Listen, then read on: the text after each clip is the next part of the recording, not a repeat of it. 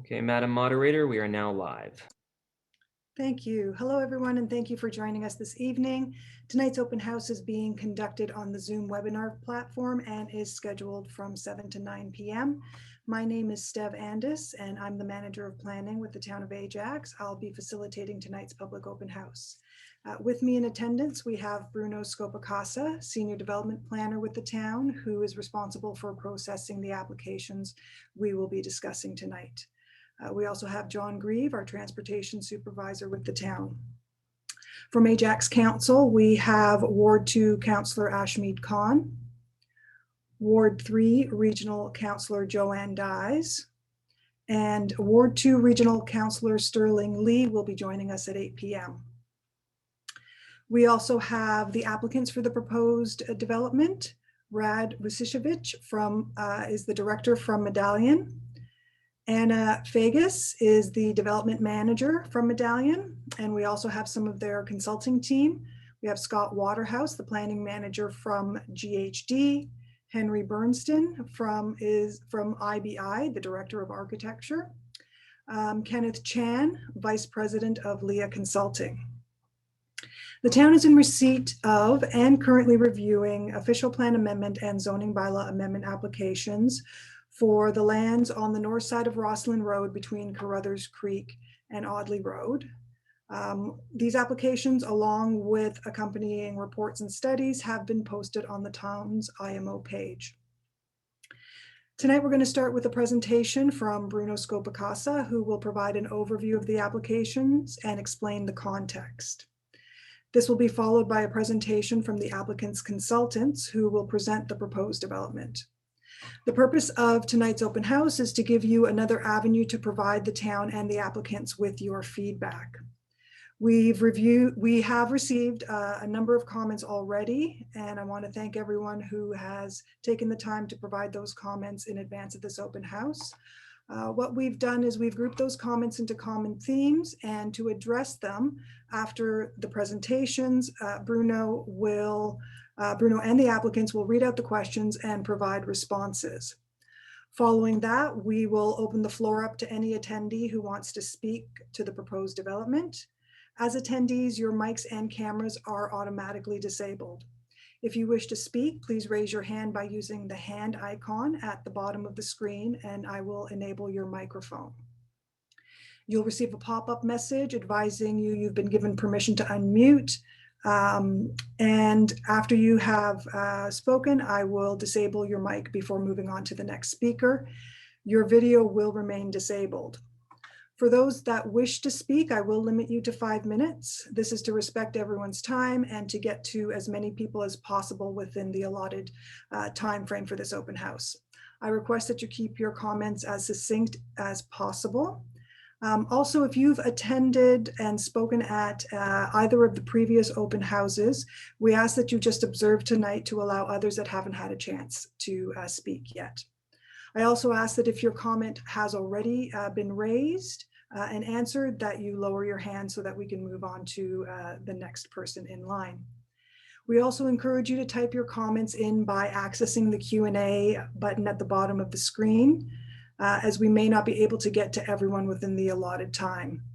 We'll be gathering all the typed comments from the Q&A for this and all the other open houses we've had and group them into similar categories, such as traffic, and we'll provide answers to those responses and post them on the IMO page in February. Everyone who has signed up for an open house will receive an email notification of when those question and answers have been posted. This is so that we can use our time during this open house for people who wish to speak. So we're here to listen and record your feedback. Please note that this open house is being recorded and that it will also be posted on the IMO page next week for those who were unable to attend. We'll continue to accept your comments after this meeting, so please feel free to provide additional comments in writing on the IMO page or directly to Bruno Scopacasa, and his email information is provided on the IMO page. And now we'll go to the presentations.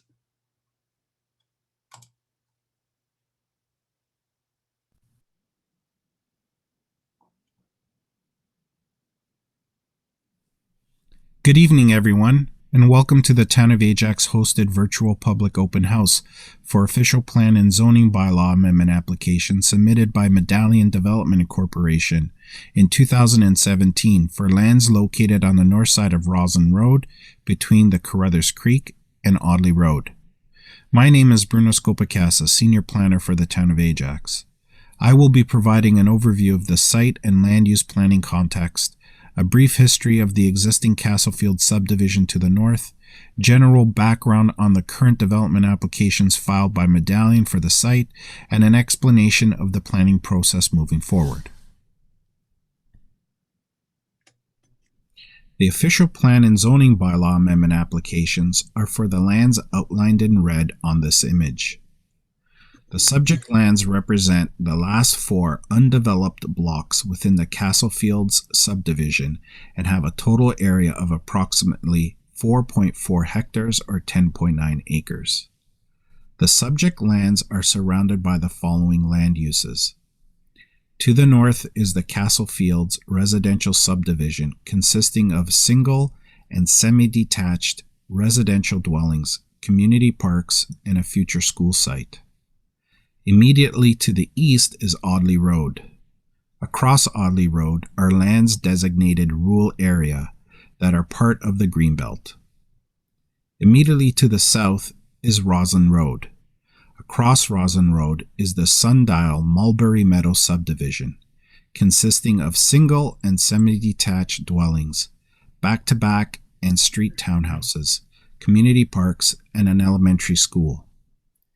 Immediately to the west is a stormwater management pond and the Carruthers Creek and associated valley lands that are designated environmental protection.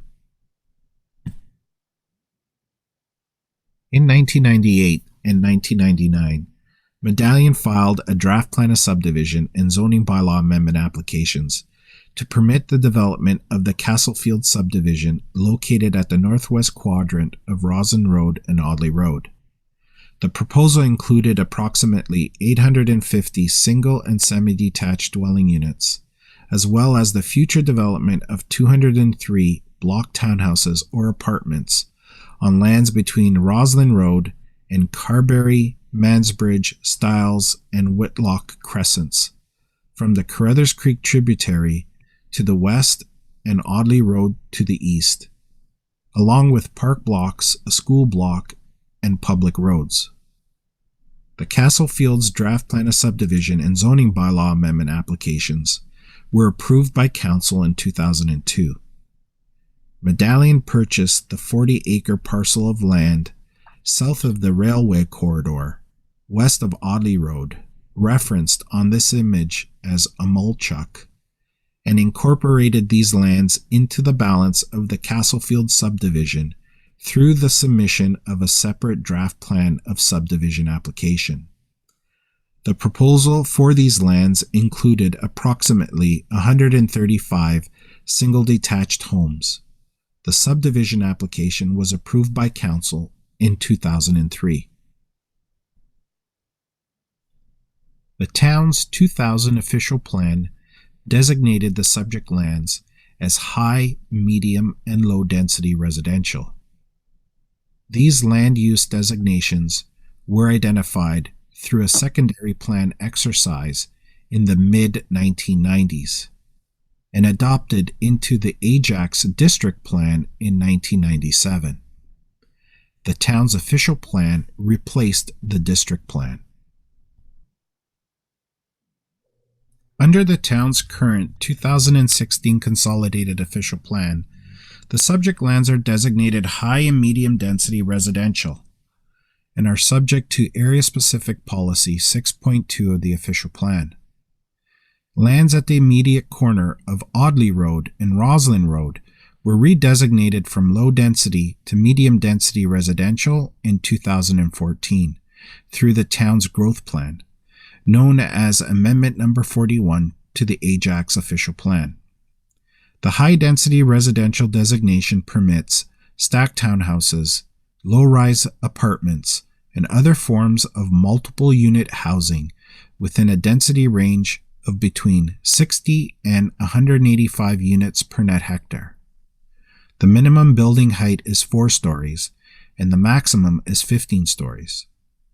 The medium density residential designation permits single and semi-detached dwellings, duplex, triplex, and fourplex dwellings, street and stacked townhouse dwellings, and low-rise apartments within a density range of 30 to 75 units per net hectare. The minimum building height is 3 stories and the maximum is 6 stories. Roslyn Road is a local corridor. Therefore, official plan infill policies for lands along corridors are applicable. These policies allow buildings in the medium-density residential designation to be developed up to 8 stories in height.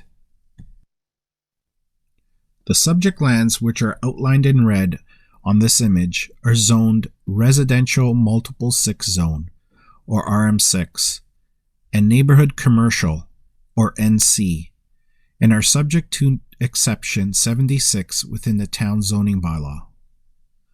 The RM6 zone permits multiple attached dwellings or townhouses to a maximum height of 11 meters. Exception 76 permits the additional use of apartment buildings with a minimum building height of 6 stories and a maximum density of 60 units per net hectare. The NC zone permits the uses of a convenience store, daycare facility, dry cleaning depot, financial institution, a laundromat, library, office, personal service shop, and service and repair shop. The following reports and studies have been submitted in support of the development applications and are available for review on the town's IMO webpage. The town is anticipating to receive a resubmission consisting of updated plans and reports in February of this year. The resubmission material will be made available on the town's IMO webpage. Once the town has heard from the public and fully reviewed the development applications, a staff report containing recommendations will be forwarded to a future meeting of the town's Community Affairs and Planning Committee for their consideration. This meeting will also double as a statutory public meeting. Therefore, residents will be notified and given the opportunity to participate. That concludes my introductory presentation. Scott Waterhouse, Planning Manager at GHD, will now provide a presentation summarizing the development applications. Thank you.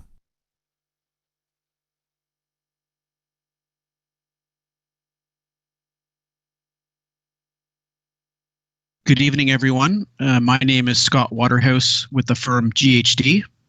I am the planning consultant for Medallion Corporation regarding the proposed development site in the town of Ajax.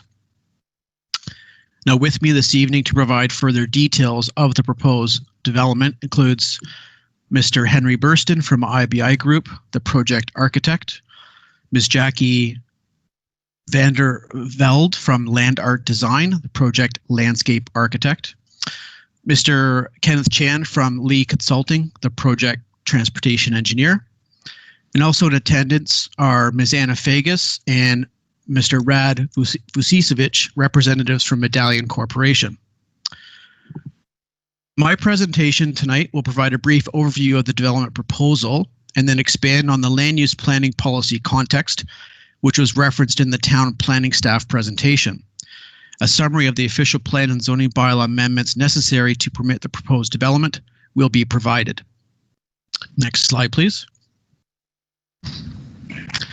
So the proposed development, located on the north side of Roslyn Road and west of Audley Road, generally consists of 5 development blocks referenced on the master site plan seen on the screen as blocks A, B, C, D, and E. A 1 hectare central park block is also proposed between development block B to the west and Hilton Gate to the east. This park would be owned and maintained by the town of Ajax to provide additional recreation amenities for the neighborhood. Along the Roslyn Road frontage, a total of 5 apartment buildings are proposed, essentially 1 apartment building in each development block. The apartment building in Block A, being the most westerly block, west of Rushworth Drive, has a maximum height of 15 stories, while the remaining apartment buildings each have a maximum height of 8 stories. Of note, ground floor commercial uses are proposed for the apartment building in Block E, being the most easterly development block at Audley Road. The proposed development also includes 7 townhouse blocks, which front onto Carberry Crescent, Mansbridge Crescent, Stiles Crescent, and Whitlock Crescent to the north. The townhouse units have a height of 3 stories, and a total of 53 townhouse units are proposed. Now, further details of the proposed development and design will be provided later in our presentation. Next slide. Now, as referenced in the town's planning presentation, the subject lands are designated high-density residential and medium-density residential in the Town of Ajax official plan. These designations permit residential development at higher densities and more intense residential built form along Roslyn Road.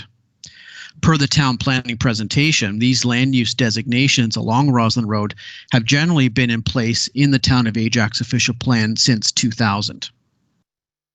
Now, this slide illustrates the development blocks in the context of the Ajax official plan. And of note, development block A, being the most westerly block located between Rushworth Drive and the stormwater management pond, indicated with a reddish brown shading, is designated high density residential. Development blocks B, C, D, and E between Rushworth Drive and Audley Road, indicated with an orange shading, are designated medium density residential. Next slide. The high density residential designation applicable to Block A permits a maximum density of 185 dwelling units per hectare, along with a minimum building height of 4 stories and a maximum building height of 15 stories. The permitted housing types in this designation include stacked townhouses, other forms of attached housing, and low-rise apartments. Next slide. Certain amendments to the Ajax official plan are necessary to permit the intended design for Block A. These amendments seek to increase the maximum permitted density to allow for the proposed number of apartment and townhouse dwelling units, add high-rise apartment and block townhouse dwellings as permitted housing types within the high-density residential designation, and permit a minimum building height of 3 stories as applicable to the townhouse block in Block A. Next slide. The medium-density residential designation applicable to blocks B, C, D, and E permits a maximum density of 75 dwelling units per hectare, along with a minimum building height of 3 stories and a maximum building height of 8 stories. Permitted housing types in this designation include semi-detached dwellings, street townhouses, stacked townhouses, other forms of low-rise attached housing, and low-rise apartments. Next slide.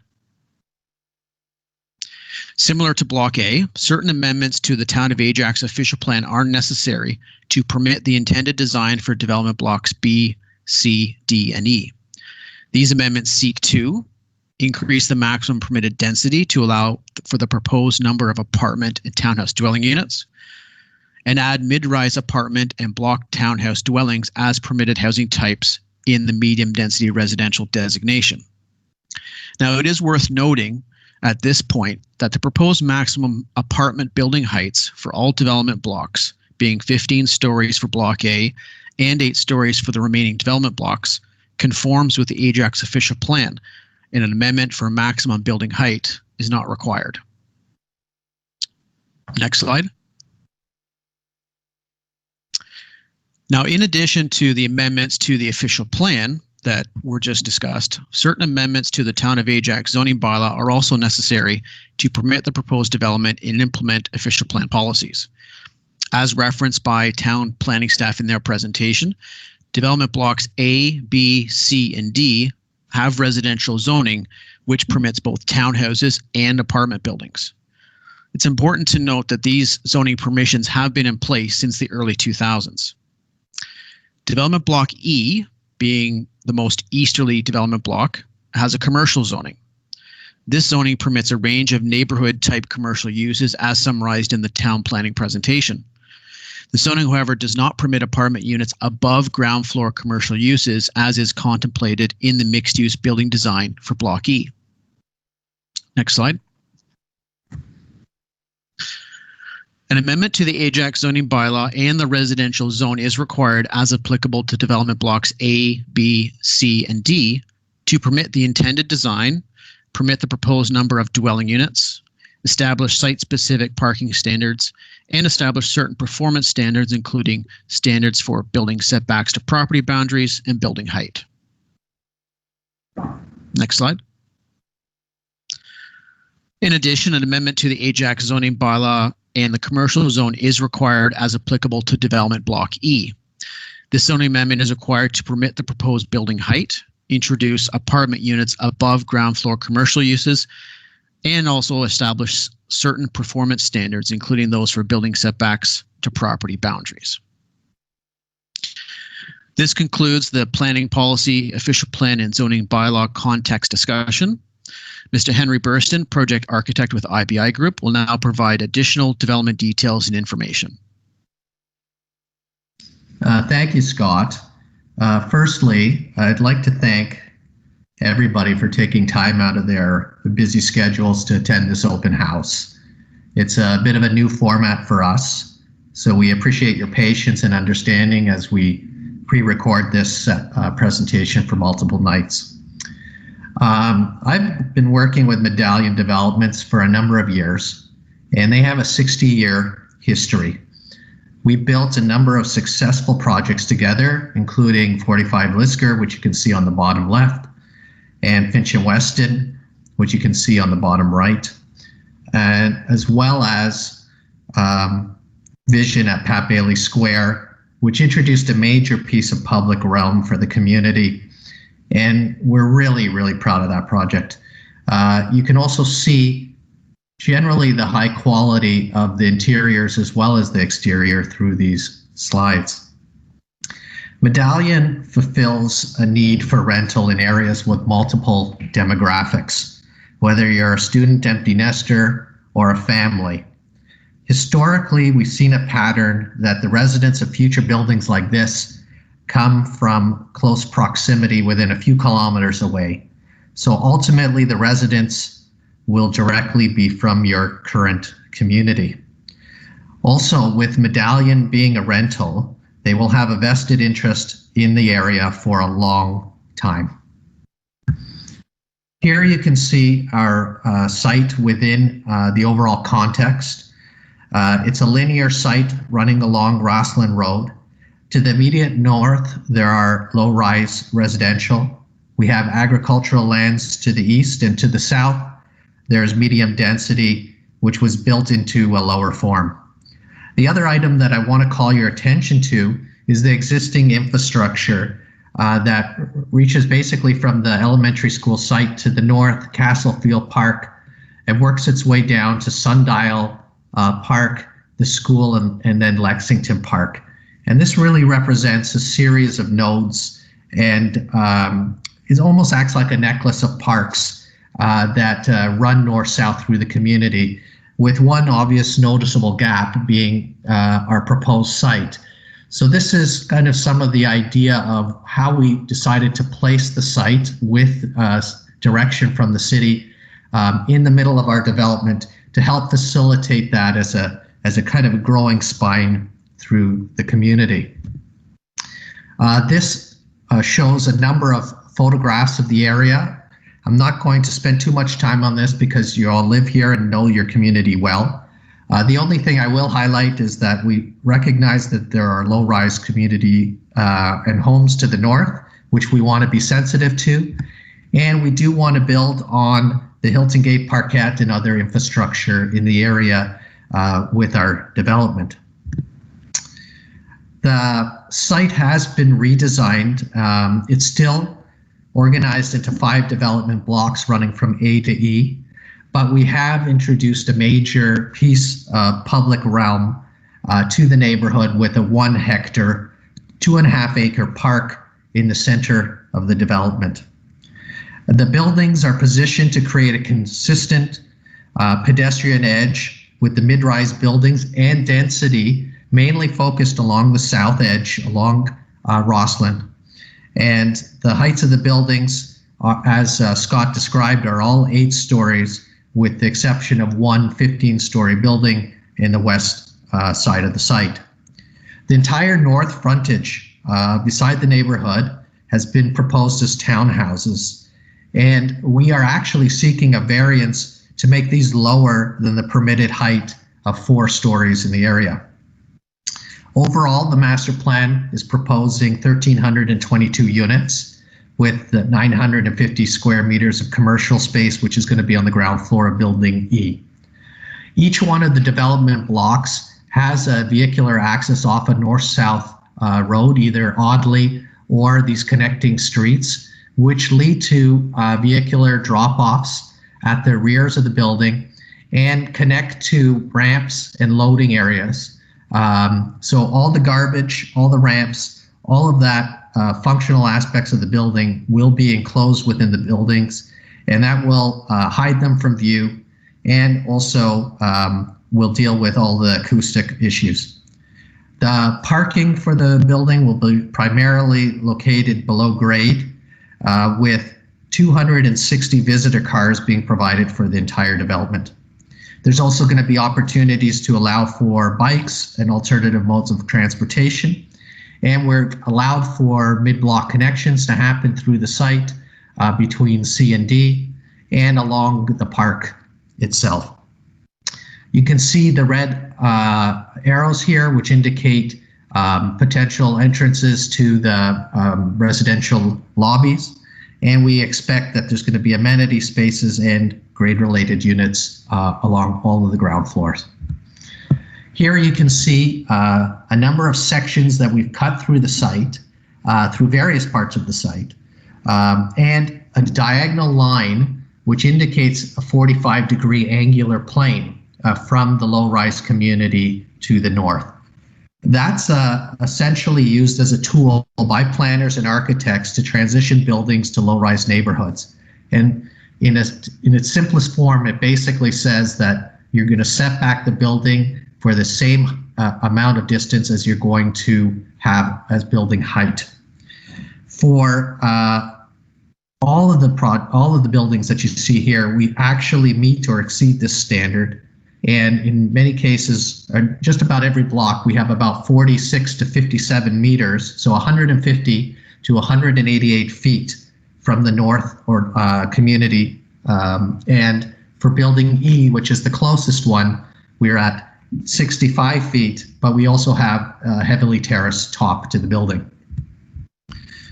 This is a rendering of Block A and Block B. We've introduced a pedestrian scale podium with precast masonry and brick above. A very elegant palette of colors and materials are proposed for all the facades, which are high quality. The streets are lined with trees. There are manicured front yards and entrances, creating eyes on the street, promoting a safe neighborhood. The corners of the site will become features of the building as well. And you can see Blocks C and D as well. We want to continue that consistent aesthetic, tying the neighborhood together, with the mid-rise forming a consistent street wall. On the north end of the development, what you see here are the townhouses, each having individual yards. There's no driveways, no parking in front of these, just lush landscaping. All of that is happening below grade for the parking. And here's another view, which is showing the park, which will essentially be the heart of the development. And you can see our buildings in the background. Jackie Vandervelde will outline the various proposed opportunities, both passive and active. And we'd very much like to get the community's input and feedback on that. And I'm going to pass the presentation on to Jackie. Thank you, Henry. As Henry mentioned, we did a master plan of the landscape for the site. We lined the streets with the trees. These would be native trees and plantings that start to manage stormwater management or stormwater during the excessive rains. They would help to shade the streets in the summertime, but allow the warm sun in the winter to go through them. We're going to start by showing you a series of other Ajax parks and how they relate in size to our Central Park. Our Central Park was chosen so that it does create the green link that Henry talked about with the parks to the north and the south. So the first comparison is Imagination Park. It's a park of similar size, south of Williamson's Drive East.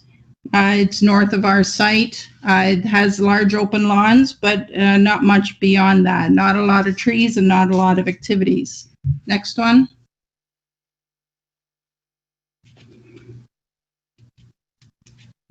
The second example is Todd Hunter Park. This is west of our site. It's similar in size to our park again. Similar in that it has shade trees and a playground. However, there are no sports courts in there. Number 3 is Sundow Playground. Okay. Sorry, I missed Castlefield. Yeah, we'll go to Sundow Playground. This is off for Formosa Avenue, just south of our site again. Large open lawns, but it lacks a lot of shade to play in. And it has no sports courts. Lexington Park is our final example. A little bigger than our site, but very similar once again. It is south of Sundow Park. It has a couple of sports courts like ours, you'll see in a minute. Some trees, but not quite as many as you'll see in ours. Next, Henry. And this is the site plan, the concept plan of our site. You'll see there are a lot of trees on the site. It's kind of divided 50-50, with active play being half of it and passive play being the other half. Multiple walking routes throughout, sports courts, as well as open lawns for play. Styles Crescent is along the north side and Roslyn Road East is along the south side of the park. Next. The two halves of the park can be split pretty much in half. The western half on the left or the active play, and the right half being the passive play on the east side. The park is about 128 meters by 75 meters. That translates to 2.4 acres, so very good size. Next. On the west side, some of our active amenities and sports there include the tennis court, basketball courts, and pickleball. Pickleball is something that's growing in popularity, and so we thought we would bring it to you in this park for you to enjoy. Next. The southwest corner includes amenities of the bocce ball courts, shuffleboard, outdoor chess, and table tennis. So multiple activities for multiple people. There'll be a lot of people in this neighborhood and around, and we want to serve everybody equally. Next. The west side also contains some open active play for children. So we're serving everybody of all ages. This one includes open playgrounds, sandbars, and then some interactive play equipment. Next. And the last two slides show you the east side, where we'll have a lot of trees, open lawns, places where you can have picnics. We have introduced a toboggan hill as well for the young children in that neighborhood. And final slide. The northeast corner shows an area where we have an off-leash fenced-in dog park, as well as an outdoor fitness zone. So I'll now pass it on to Kenneth Chan, Transportation Engineer.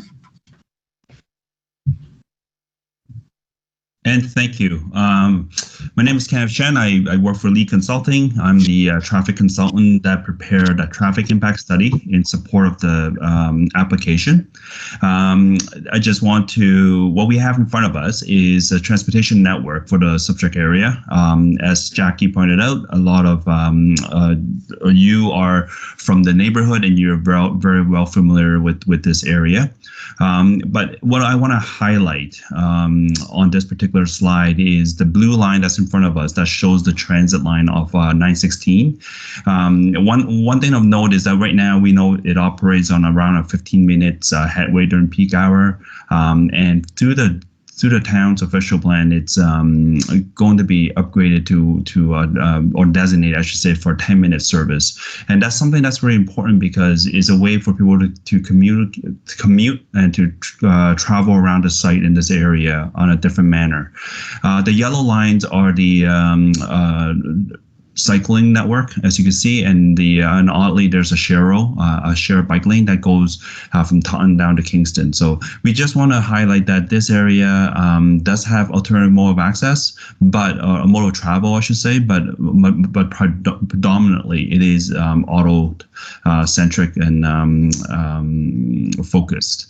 You can see on the bottom right now, that's the existing condition of Roslyn. And I believe, as most of you are aware, there's an ongoing environmental assessment for Roslyn, which the city will speak to in more detail. Next slide, please. On this particular slide, I just want to highlight how people currently travel in this actually particular area. There is a 15% of what we call modal split dependency on transit during the morning peak hour, and of course, predominantly, as I discussed earlier, you're looking at 78% single occupancy and 7% passenger. So it's what I would describe is that this is a typical suburban type traveling characteristic. With it, however, we do see a higher spike of transit on a normal subdivision or with sites that have less desirable transit service. You would see the transit at around 5% modal split, and we are seeing 15. One of the key things is that from this particular site, we are expecting to generate in the order of 700 to 830 trips during the peak hour for the proposed development. And on the next slide, we'll talk about how they actually get off and onto the road network. Next slide, please. As pointed out by Henry on his plans, the main access for Block A and B is through Rushworth Drive. And you can see the driveway and the site design is laid out such that it's we're creating an internal road network parallel to the existing local roads. And in our opinion, this would help direct traffic directly onto Roslyn. And this applies also for Block C, D, and E. It's developed in an internal driveway system that links the parking directly onto Hilton, which then brings you directly onto Roslyn. And of course, the Block E also have a direct access onto Audley. In our opinion, the way that the site is laid out and designed, it's allowed drivers to directly go onto Roslyn. We do understand that there is some concern with respect to cut through or what we call infiltrate traffic through Rushworth. There are ways to mitigate that type of undesirable traffic pattern, and through our study, we could identify such restrictions such as left turn restrictions or right turn restrictions during peak hour, so that drivers from the future or the proposed development will not create undesirable conditions through the neighborhood. Furthermore, one thing that of note is the traffic pattern along Roslyn is being looked at. We have previously conducted traffic impact study. We are currently working both with the town of Ajax and as well as the region of Durham to investigate traffic and how the traffic from these blocks will impact Roslyn, at Salem, and Roslyn and Audley.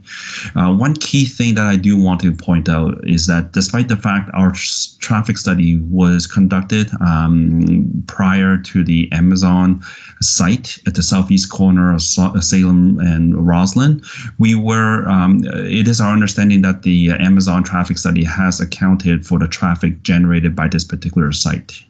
So therefore, the conclusion that we have reached, that we have looked at in terms of traffic impact, is considered from a town-wide perspective. And my understanding is that it is definitely a traffic input into the analysis that's being undertaken for the environmental assessment as to what type of upgrades shall be looked at for Roslyn. And of note is that in the official plan, it does, in the transmission master plan for the town of Ajax, it does highlight that Roslyn will be widened to 4 lanes, and that is something that is still being planned. This is a brief overview of our traffic impact study and the traffic work that is being considered for this site. And this concludes the applicant's presentation.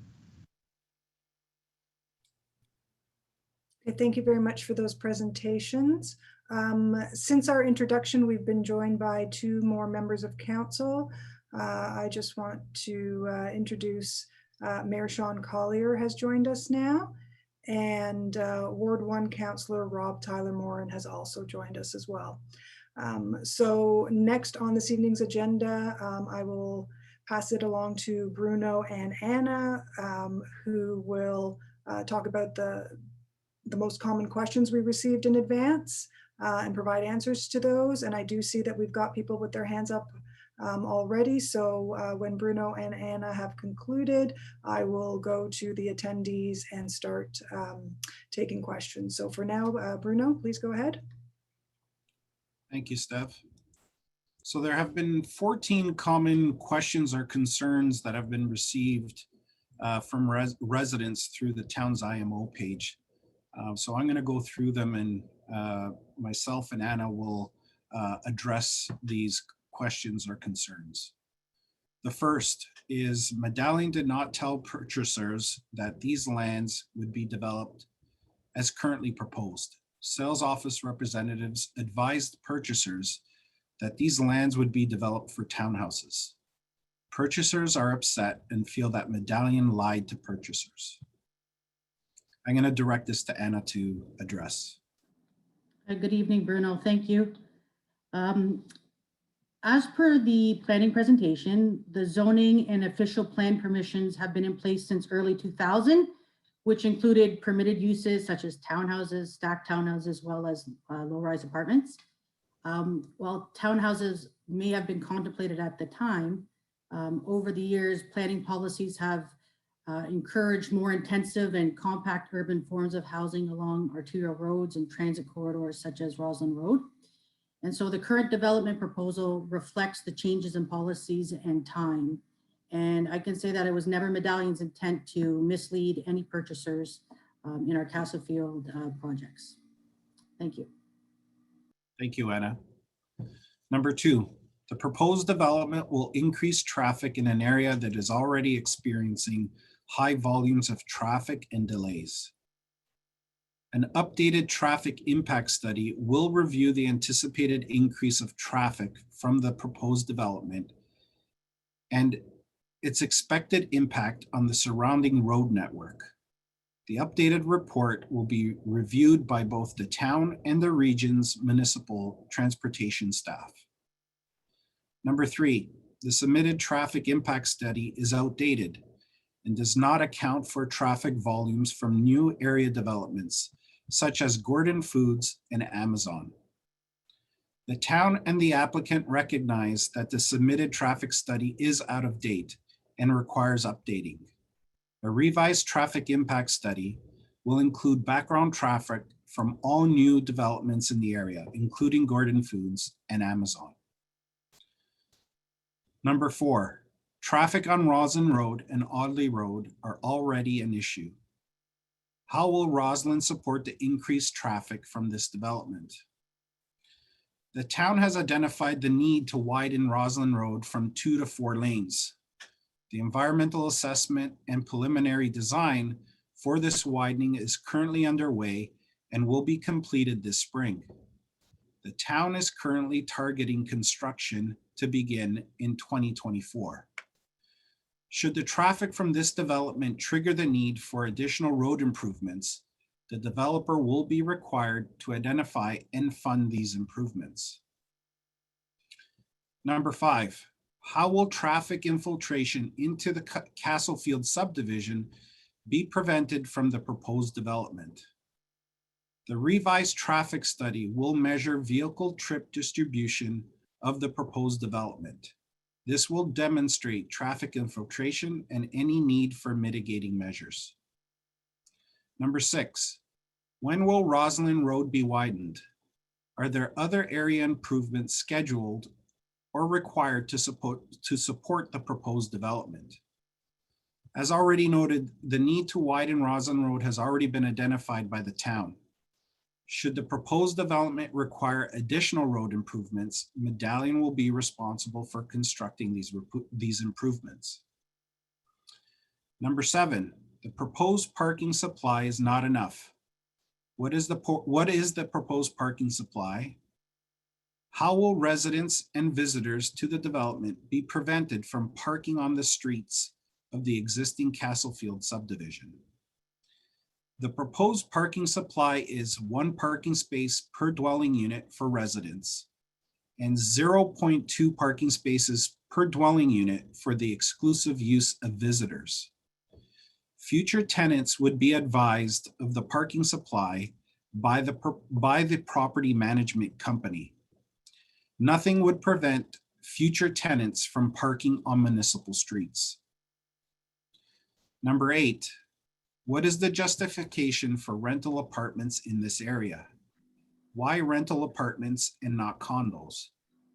Will the apartment units be offered as social housing or rent geared to income?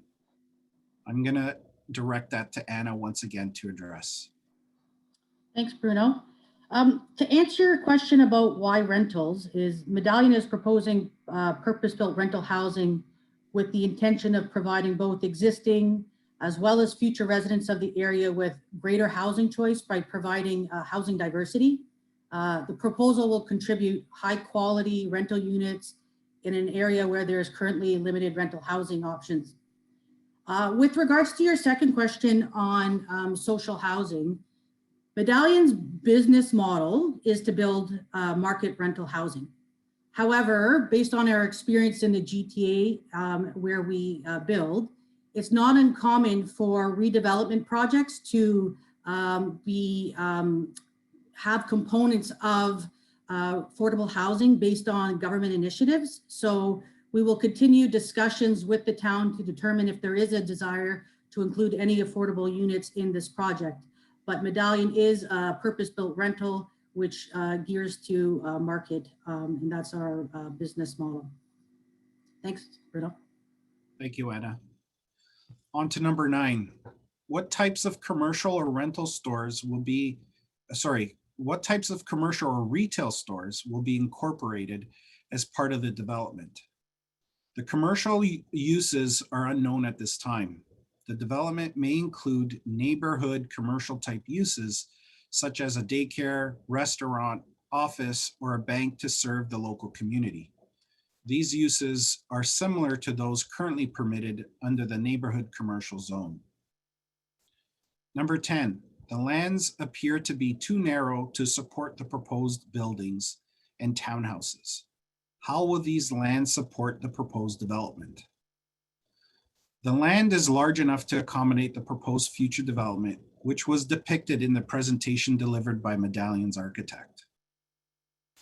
Number 11, what aspects of the plan will be eco-friendly or reduce the carbon footprint and air pollution?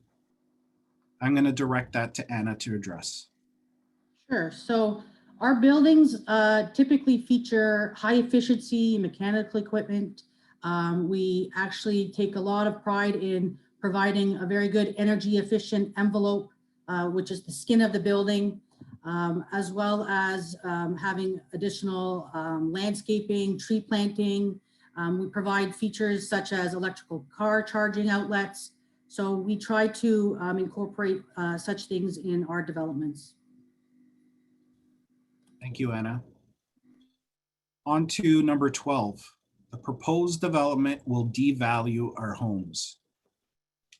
Any development on these lands would need to be well-designed, well-built, and well-maintained and contribute to the community. Number 13, a high-density development will have a negative impact on the quality of living in this neighborhood. This development will increase pollution and crime in the area. The town does not support the notion that compact urban development degrades living standards. And I'm not too sure if you want to add to that. Yeah, I do. I just want to, I agree with your position or the town's position. And as long-term owners and operators of buildings, we certainly maintain our buildings with the intent of trying to keep it a safe and keep the area safe and the community safe. And we do everything we can to make sure we're operating the buildings at a proper level. Thank you, Anna. On to the last comment, number 14. The proposed development is not compatible with the existing Castlefield subdivision. The official plan policies contemplate a compact, denser development on these lands, which are adjacent to arterial roads. Compatibility of this type of development with the balance of the area has already been studied through the review of the town's official plan. In addition, the concept plan proposes a transition from taller buildings located adjacent to Roslyn Road and 3-story townhouses located at the north end of the site, which are in closer proximity to the existing 2-story dwellings. The submitted cross-section plan demonstrates this transition. That completes the most common questions and comments that we have received. Thank you, Bruno. Thank you, Anna. We're now going to go to the attendees. First in the list with their hand up is Kamal Lada. I am going to unmute or enable your microphone. You should be able. No? There we go. Yes, can you hear me? Yes, we can. Thank you. Go ahead. Yes, so my question is for the town. If you took the liberty to change the zoning for these lands to medium density, why that you could not approve of and do something, take some action about widening Roslyn Road earlier, and now with no traffic and no, like everything is so impacted, you are now rushing on this project, and there is no infrastructure facility. Why you couldn't build the Roslyn Road earlier when there was so much need for this in since years? Can the town answer, or it's just my opinion? I'm going to direct that question to John Grieve, our supervisor of transportation.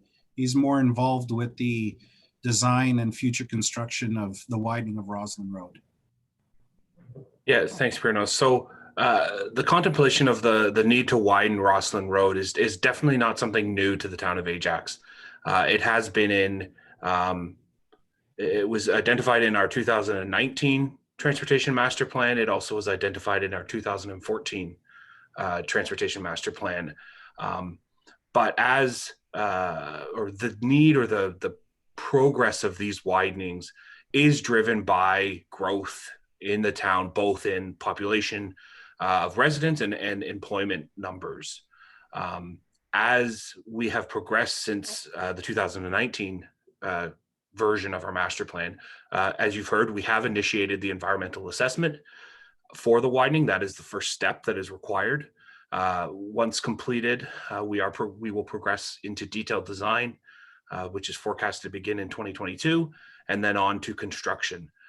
I would also note that yes, we are talking about or reviewing this proposal this evening, but remember, any development of this size will take years to come to fruition, and in this case, many years to see its full build out. So there is that phased aspect of development, and that's the town. We do believe we are progressing with the widening of Rosslyn at an appropriate pace to not only accommodate growth associated with this development, but with other developments in the area. Yes, I know your website itself says that anticipated construction start for Rosslyn Road is 2024 to 2026. So if it's not even going to start that time, then, and you accept that it's going to take years to build it, then why are you rushing to build these so many houses right now, so many building units? It just doesn't make sense. You give us the infrastructure that the residents deserve first.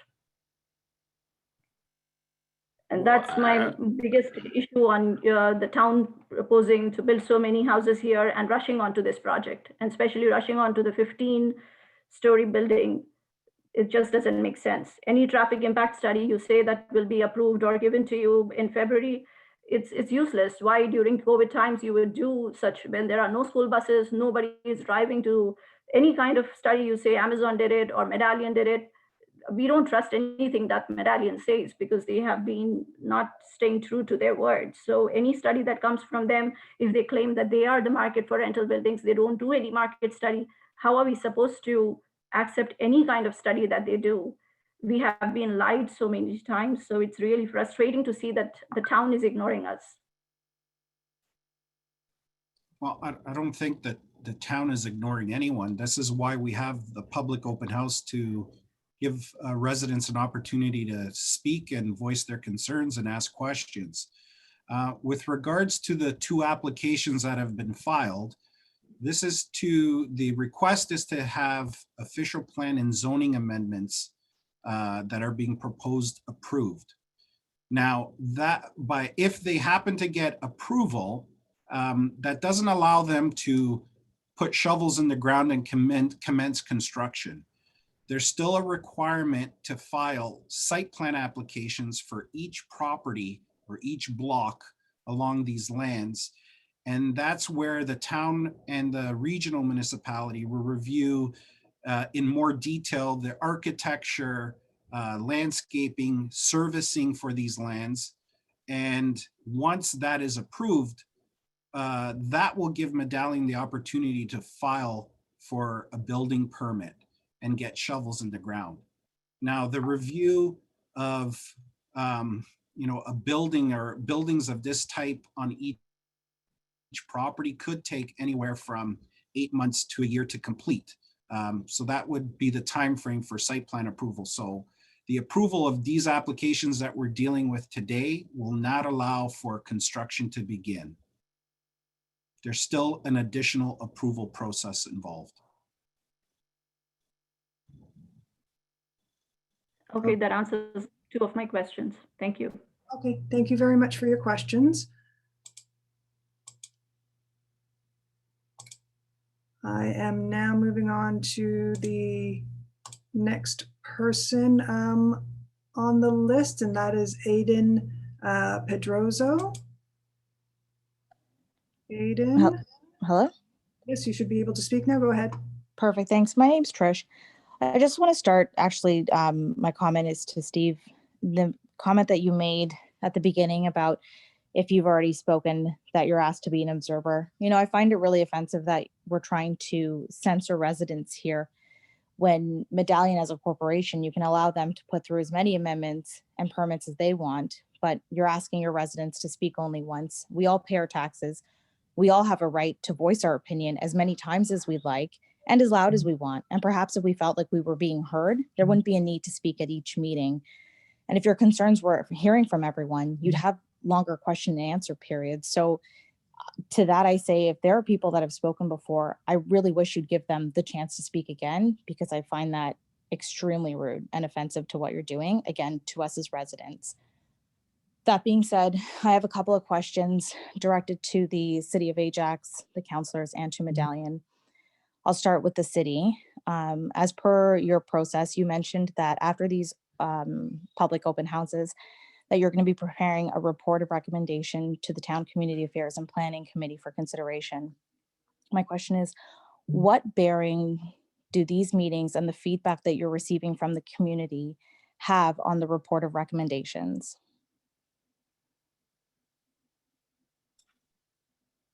Well, all comments and questions are gathered as part of our review of any application. So in the end, as a planner, we review the development proposal against the policies that are in place from provincial, regional, and local official plan documents. So we review that, the policies that are in place, along with taking into the consideration the concerns from the residents. And once we fully have reviewed the application, only at that point will we send a staff report to the Planning Affairs and Community Affairs and Planning Committee for their consideration with staff recommendations. Okay, thanks, Bruno. And just so you know, there's no gray area or miscommunication. We've now had 3 open houses. This is the 3rd. I imagine it will go similar to the previous 2. That said, I'd like to know from the town of Ajax or yourself, Bruno, from your point of view, what are the common themes, concerns, and issues that you've been hearing from the community that have been presented or that will be presented as part of the report of recommendations? Because I'd hate to have our concerns either captured incorrectly on this report and have an inaccurate representation of the community's opposition to this proposal. So typically what we will do with our staff report is we will take all the questions that have been received from the IMO page or through email that I've received, and we will put them all in a chart format and respond to the individual questions or group the questions into themes and address it. And it will be made part of the staff report that goes to the Community Affairs and Planning Committee. Okay, great. That kind of actually answers my first question, but my second question was more, I'd like to hear from your words what you think our concerns are, what you feel as a community we're trying to say to you. I think those have been already captured in the 14 comments and questions that I went through and answered just before the Q&A process. So okay, then perhaps I should ask my question to someone else. Can I ask that the counselors on the call maybe chime in and from their point of view, what you're hearing from this community? Because I just find it strange that you have a community of 5,000 people that are almost echoing the same concerns. And yet for some reason, there's a possibility that such an outrageous plan that's being presented could actually get approval. So I guess my question then I will pose to the counselors. Hi, Trish, it's Ashmead. The mayor is there, but let me just go first with you. Thank you for asking that question. So, Regional Councillor Lee and I, we're your councillors, and we're here to listen to all your concerns and make sure that they're answered. So to the point, I think the biggest thing that I've heard so far is the traffic in Rossland. I know internally they were working on, or residents asked about recreational facilities, and then I know they created room for a park, a parkette, and so for me, basically, I know there was recreation was one of the main things. The second one was Roslyn Road, which I know that they're working towards. And I think the third thing is that the promises that were made aren't being kept. My responsibility here is to make sure that your voices are heard as your counselor. And whatever you guys request and you bring forward, it will be noted. And I think you will be duly represented. Thank you, and I appreciate that. And, to add to your list, one of the other things I think everyone is really concerned about is the change from going from an approved amount of 400 units to 1,322 units. It's just the density, the overpopulation is a huge concern for residents here. So if you could add that to the list, that would be great. My last question, sorry, I know I'm running out of time, is directed for Medallion. As mentioned, now we've sat through 3 of these town halls. You've heard the same messaging that the city has heard, that the councillor has just repeated. I'd like to know what, if anything, you are willing to do to work with the Castlefield community and even the Sundow community who's impacted by this to either change or amend your current proposal before going to a vote.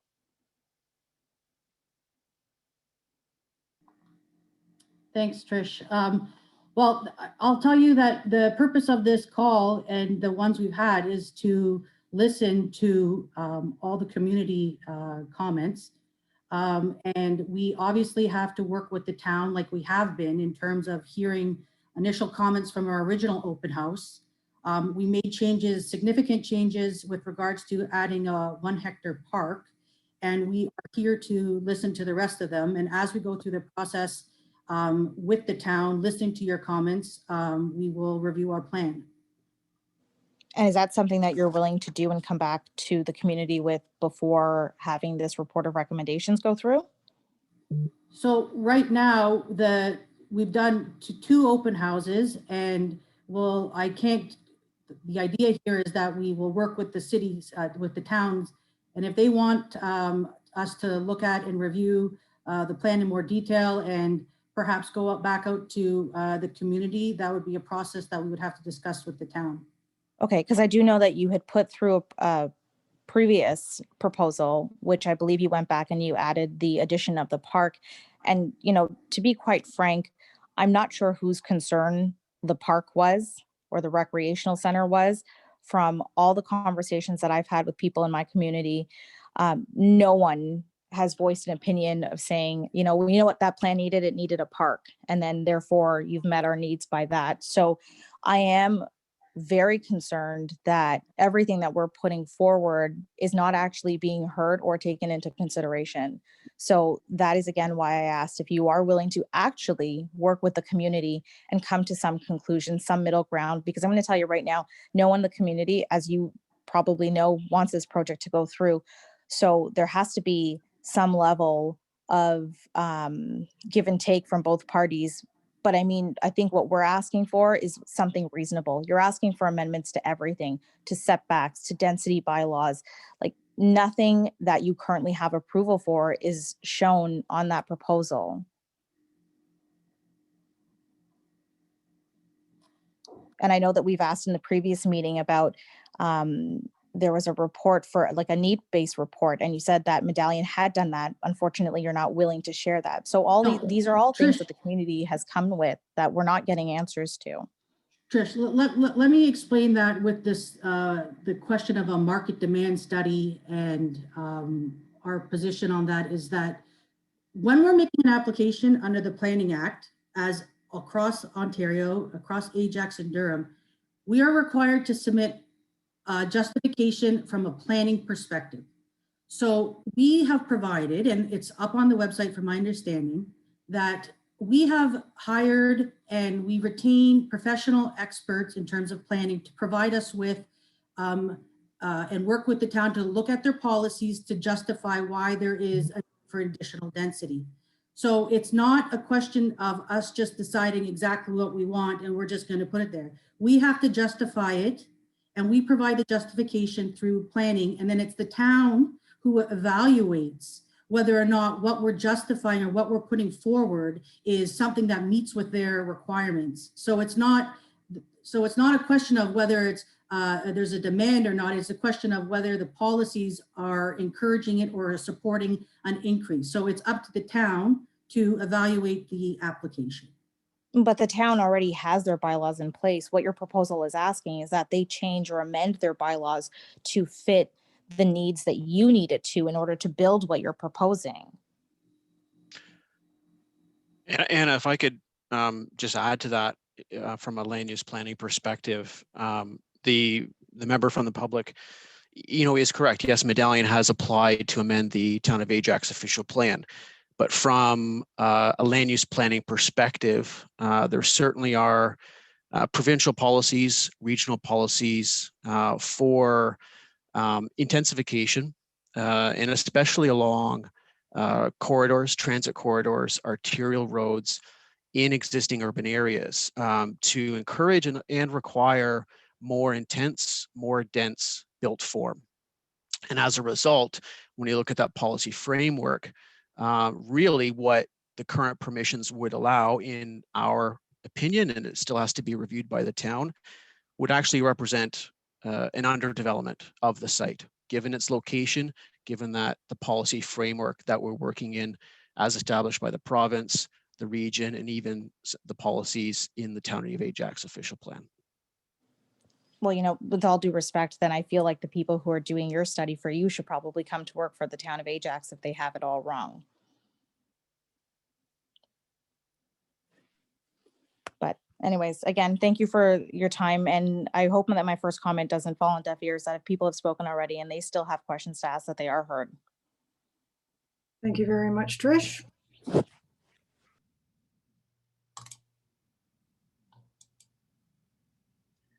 Next, I will go to Stan Schilling. Hi there, and yeah, my name is actually Andrew. I don't know why it's coming up that way, but I have indeed spoken at past meetings, and raised concerns about the proposed plan, and if approved, would allow Medallion to densify these lands by more than 400% and wreak havoc on the community. And with respect, really none of my questions have been answered in the past, so I am going to continue, unless of course the town or anyone on the call would like to censor the conversation. Please speak now, or I will continue.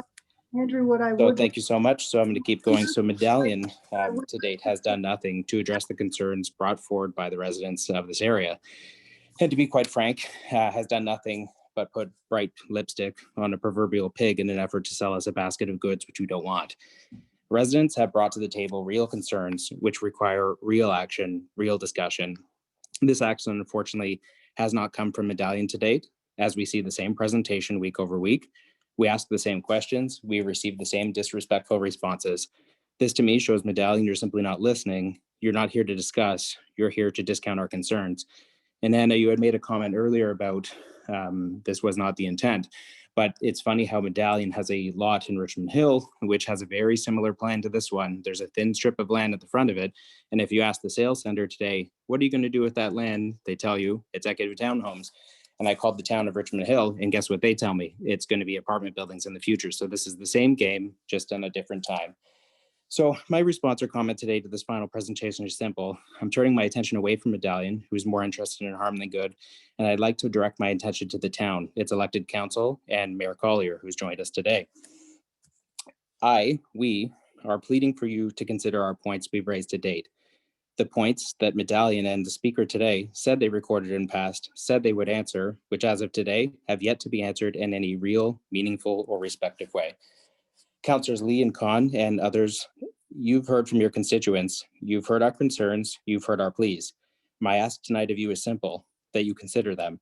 You consider them the same way in which you expect the very same people to consider you, and whether or not they should support you on October the 24th of 2022 at the next municipal election. My final observation is directed to an individual who made himself available to Medallion at last week's call to listen to their presentation, however, failed to stay to answer a single question of ours.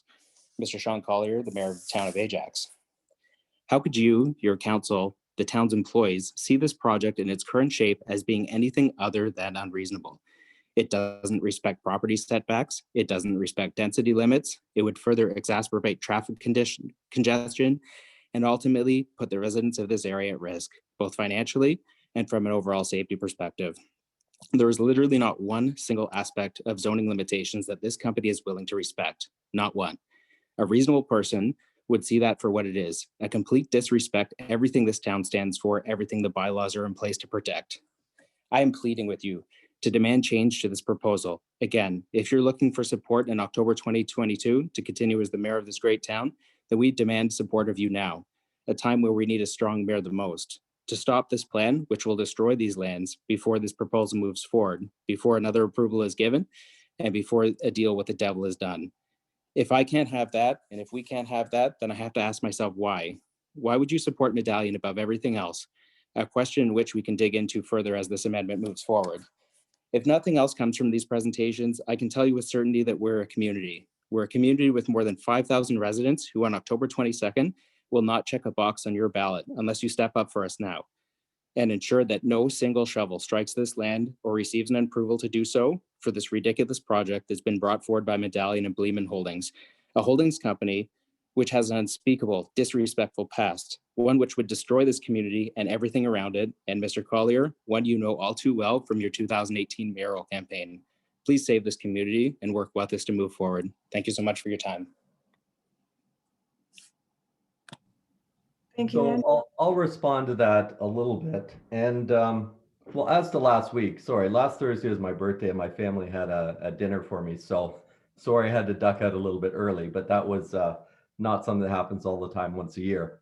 But these open houses are primarily for the residents to give their feedback. And that's why we hold them. And we use that feedback, which Bruno has said will be in the final report, as help in guiding us. I have not made a decision on anything. I don't think any councils have made a decision on anything because we need to get this information. This is an open house to talk about the zoning. Now, just to clarify a couple of things. One, if you were in the park there, probably must have been 2 summers ago when I spoke on that loudspeaker somebody had when this all started, I was very clear. These lands are zoned. So any thought of residents thinking that this building is not going to happen, I was very clear at that time, is not a realistic expectation. And if you're going to base your vote that you've threatened about 20 times during your statement on that, then I'm not getting your vote because there's nothing any member of this council can do to stop buildings going on this site. It is zoned and it is allowed. And the only reason the developer is here because they're looking for increased density and a change to the mixed use on the commercial piece. If they weren't looking for that, they could go ahead and put shovels in the ground tomorrow because they've got the zoning once they go through the site plan. So I urge residents, we are listening, but don't make your threats about the election and everything else because I'm telling you that's not a realistic expectation. We're going to work with you. We're going to listen to you. Our staff are here. Our councils are here. It's after 8 o'clock at night. We're still working. And when this comes to community affairs and planning, we will listen, but you need to listen to me as well. Don't be thinking that this is not going to happen because it is zoned and there's nothing that any member of this council can do about that. Whether we allow it to have 1,300 or so units is something we have control of, but we won't know any of that until the final report comes from Bruno Scopacasa and staff, and we have that presentation at the CAP meeting. I think it's going to be in April or May, sometime around then. And even then, it's just about the zoning, and then they have to go through the entire site plan and everything else, which we discussed. So I want to manage expectations, okay? I don't want threats. I don't want any kind of, this stuff going on. It's not helpful. We're trying to work with the residents, but I need to manage your expectations. And if your expectations are, we're going to threaten, we're not going to vote for you, and this is going to go away, that's not going to happen because we just do not have that control. The other thing I want to say is, even if every member of this council voted against whatever application came forward from this development, the developer, and any developer for that matter, on any piece of land in the town, always has the right to appeal that decision to the local planning appeal tribunal. And I'll tell you what, people complain about their taxes from time to time. If we vote against something that is zoned, we're going to get dragged into the LPAT board and we're going to lose. There's going to be people, our own planners are going to have to testify against us because their report is going to support the zoning. And it's going to cost a lot of money and we will lose. And the project will go ahead anyway. So we know this.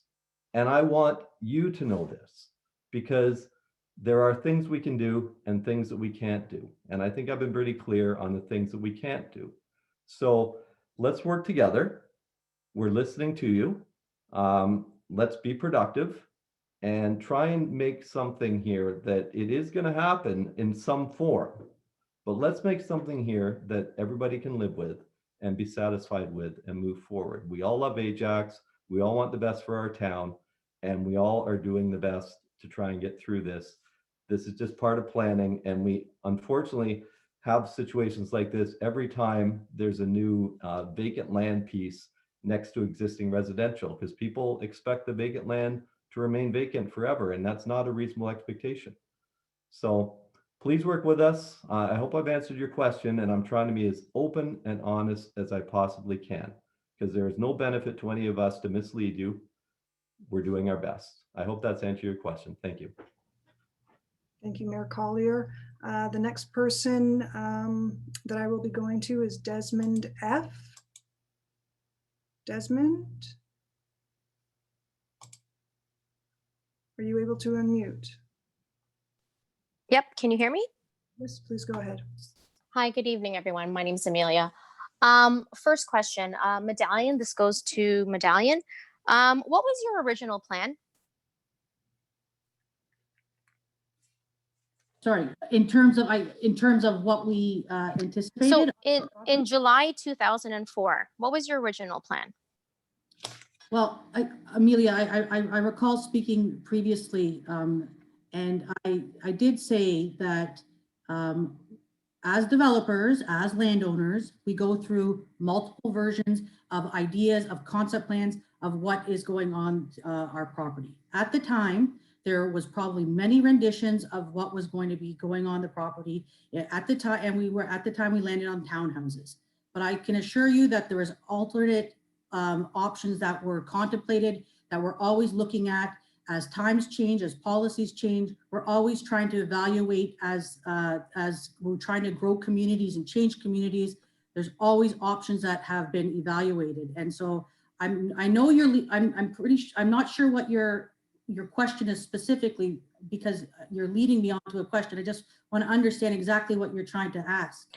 I just asked in 2000 in July, you submitted a plan to the city of Ajax, and I believe it was semis and townhomes. Because I have a picture from the city of Ajax that was taken. I can't speak to that history. I'm not familiar with what you're referencing. Okay, does anyone know that the answer to my question? Because we went to the city, they showed us a plan. We took a picture of the plan with semis and townhomes.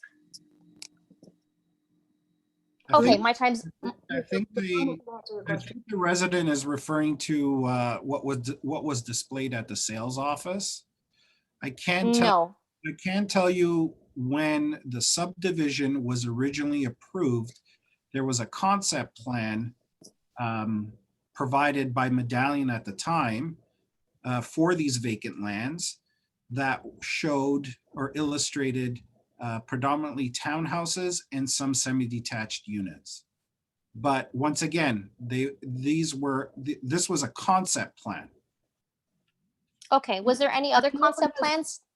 I know from a sales perspective, I understand that they were labeled as future residential. That's the plan that I've seen that dates back a while. Specific plan, I'm sorry, I can't comment on. Okay, all right, fine. So this is more like of a comment. It's not really a question. So the town of Ajax is just a town. It's not a major city. And I believe it's 67 square kilometers. And, that's the smallest land area in Durham. But we have the highest population density. And I think the population density is like 1,786. From my understanding, Medallion is trying to seek approval for 1,322 units being built.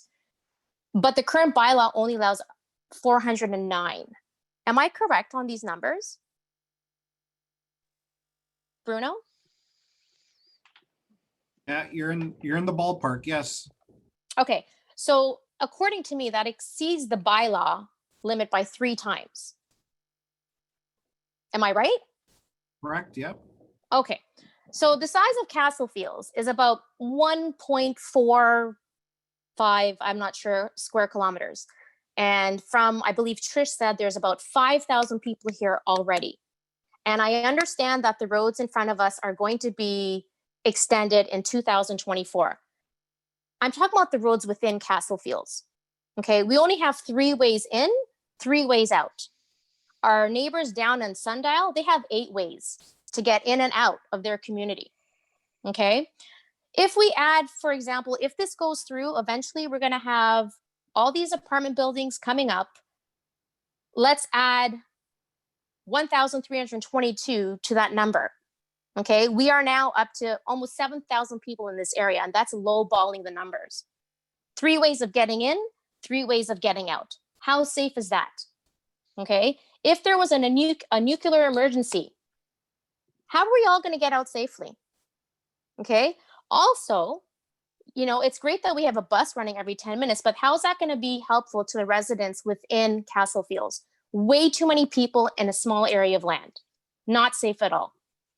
And since we're on the subject of safety, I attended a meeting with the fire and the police department, and it's come to my attention and the city councilor's attention that we don't have enough police and firefighters to support the growth here. And I remember an officer saying that there's been an increase of crime, 30% in Durham. Police calls have gone up by 5%. Currently, we have 906 officers for a 2,523 square meter area of Durham. The Ajax Fire Department, they have 420 calls a month. There's only 106 firefighters. The chief actually said he needs 130 more firefighters to deal with the growth of Ajax. That's not a safe situation either. Councillors, I'm kindly asking you to please reject Medallion's request to increase the density of our community by 3 times. It's not safe, and it's not going to help our community. I would like to make myself clear. The community members here at Ajax do not want rental buildings. They want the townhomes and semis that were promised. I know that's probably not realistic, but I'm going to say it clearly. A lot of our members do not want rental buildings for the fact that it's not safe, it's way too many people, and there's 2 things that we're talking about here. We're talking about population density that you're trying to increase, which is going to create an unsafe environment. And then we're talking about our residents, and they honestly do feel like they're lied to. So that's all I have to say, but I am pleading with my councillors and my mayor to listen to our community. Listen to the numbers from the police, from the firefighters. It's not a safe situation having so many people in such a small, less than 1.5 square kilometers. Thank you. That's all I have to say. Thank you, Amelia.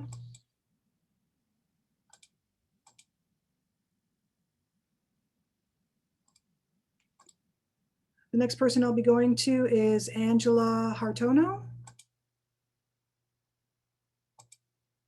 Angela? Yeah. Go ahead. Hello, can you hear me? Yes. Okay, before I start, I think Andrew needs to have a comments about Mayor Collier's response. He didn't have a chance to reply to what Mayor Collier had to say, and after that, I'll go back to my question. If you can hand it over to Andrew and then come back to me, that would be great. All right. Angela, I'll put you on mute.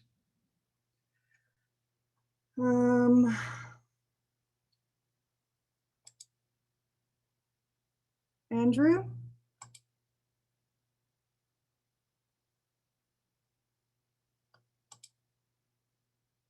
Andrew?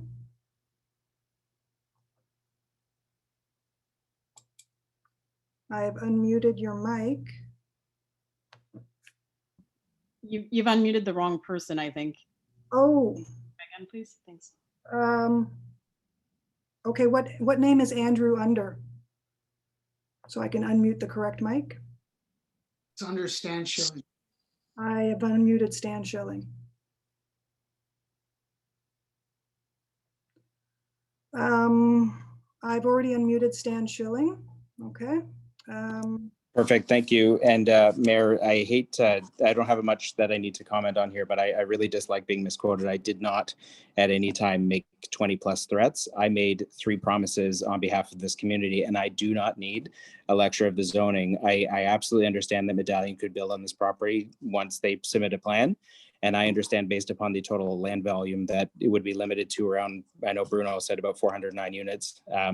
I understand that. My real concern is, again, to the speaker right before, who I think said that properly, that, you know, why do you think that this area can support 1,300 additional units? I can't even get out of my house on any good day pre-COVID. And we think now this is a reasonable plan.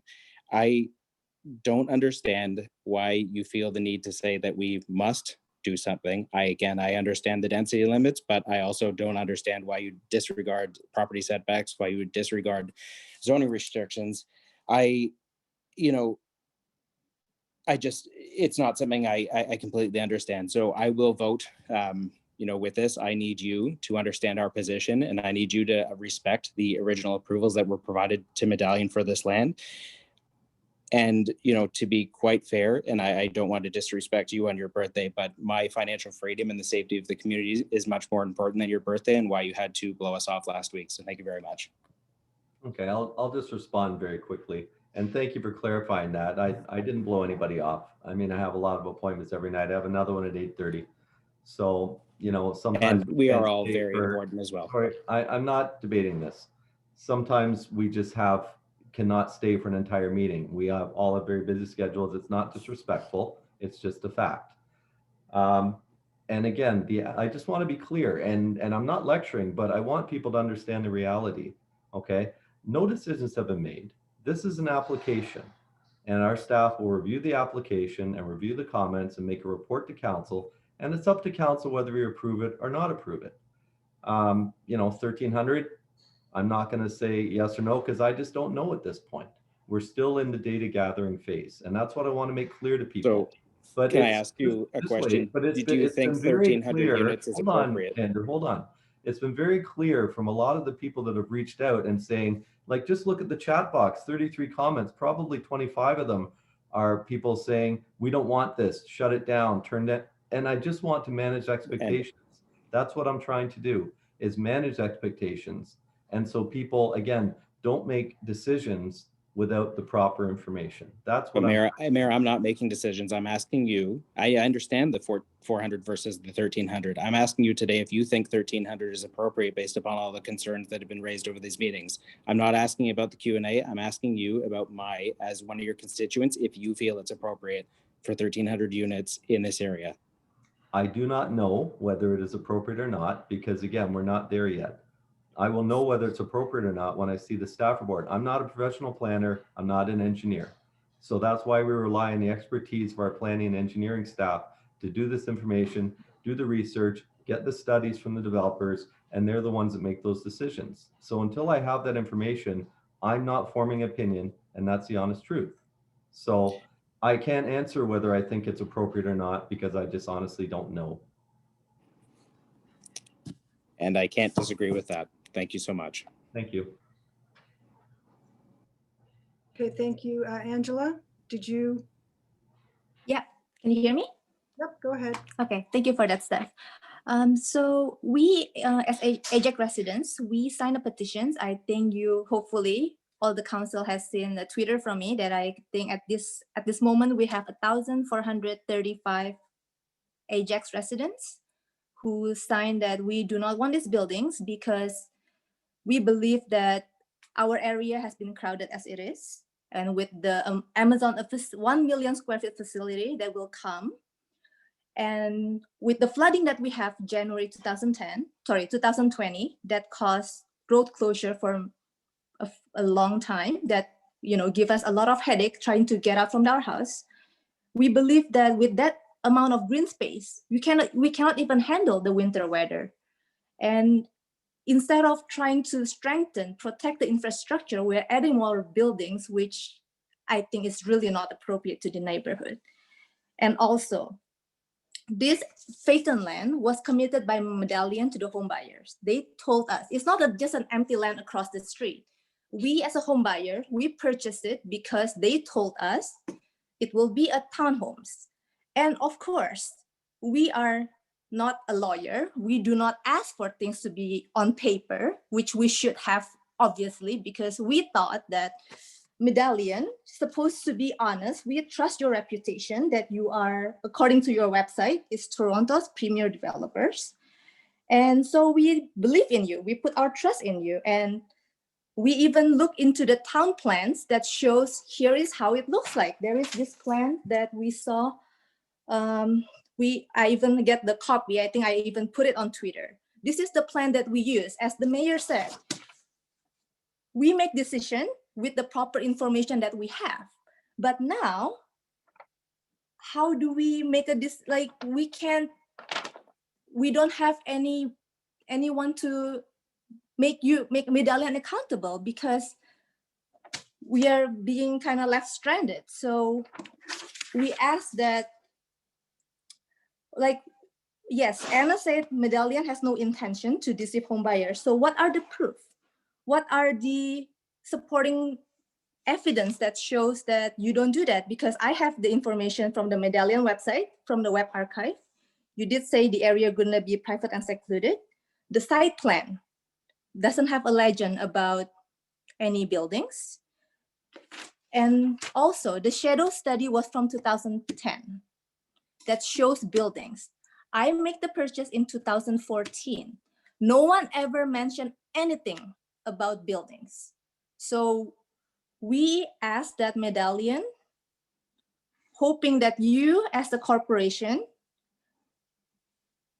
is responsible and can be accountable to what your word says.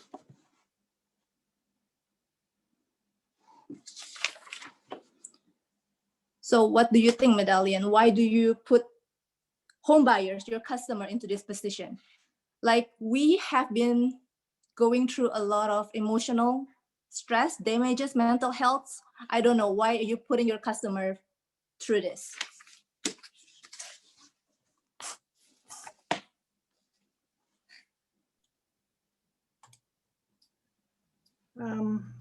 Angela, thank you for your comments.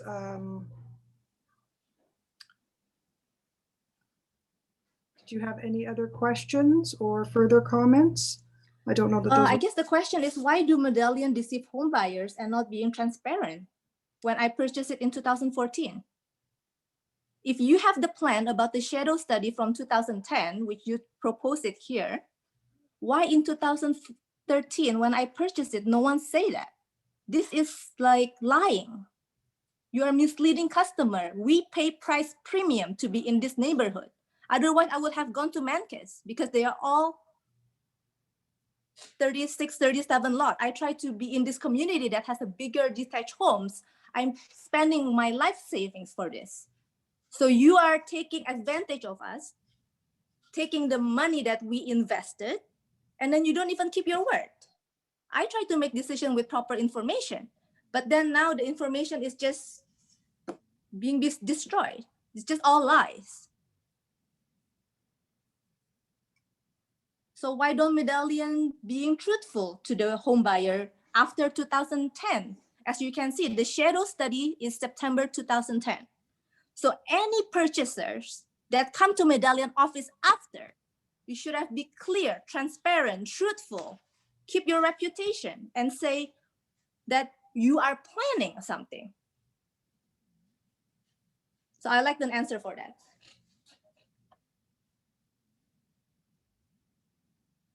Sure. I think thank you for your comments. In terms of, I hear a lot of people saying that Medallion was lying. Medallion was lying. I know, I understand how what you're saying. Like I said before, and I know this is not going to be a popular answer, but it was not our intent to purposely change the plans completely so that we could mislead you. The idea behind this was, like I said, was that at the time we thought, and when we were going to sales, that it was going to be townhouses.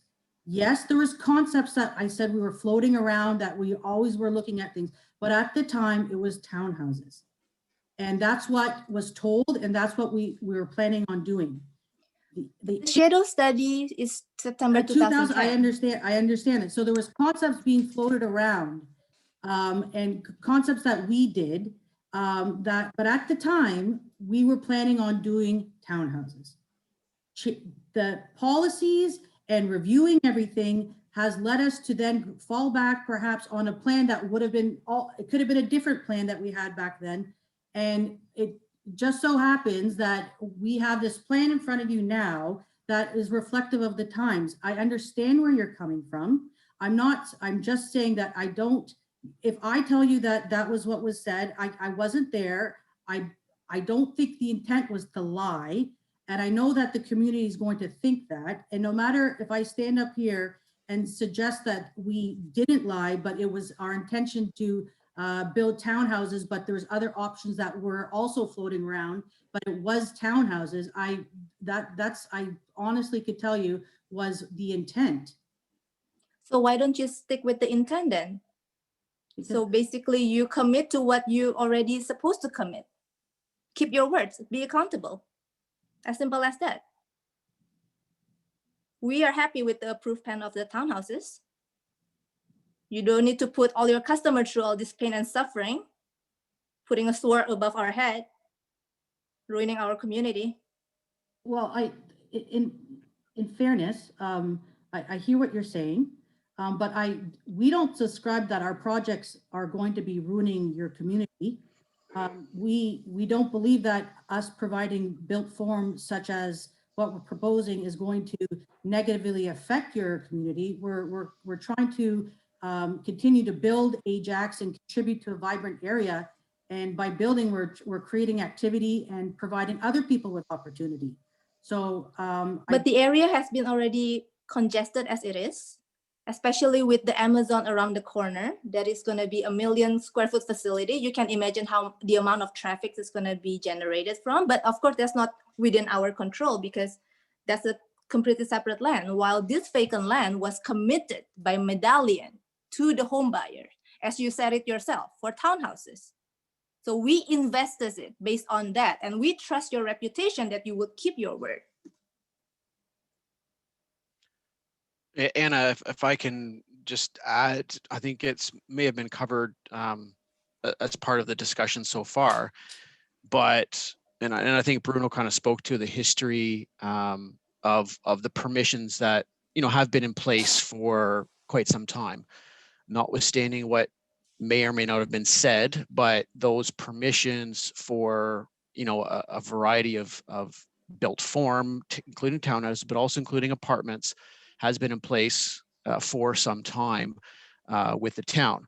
And then building on that, I would add is that Medallion, just like any other property owner, has the ability under the Ontario Planning Act to make applications to change zoning bylaws, to change official plans. That ability to make those applications is afforded to them like it is anybody else.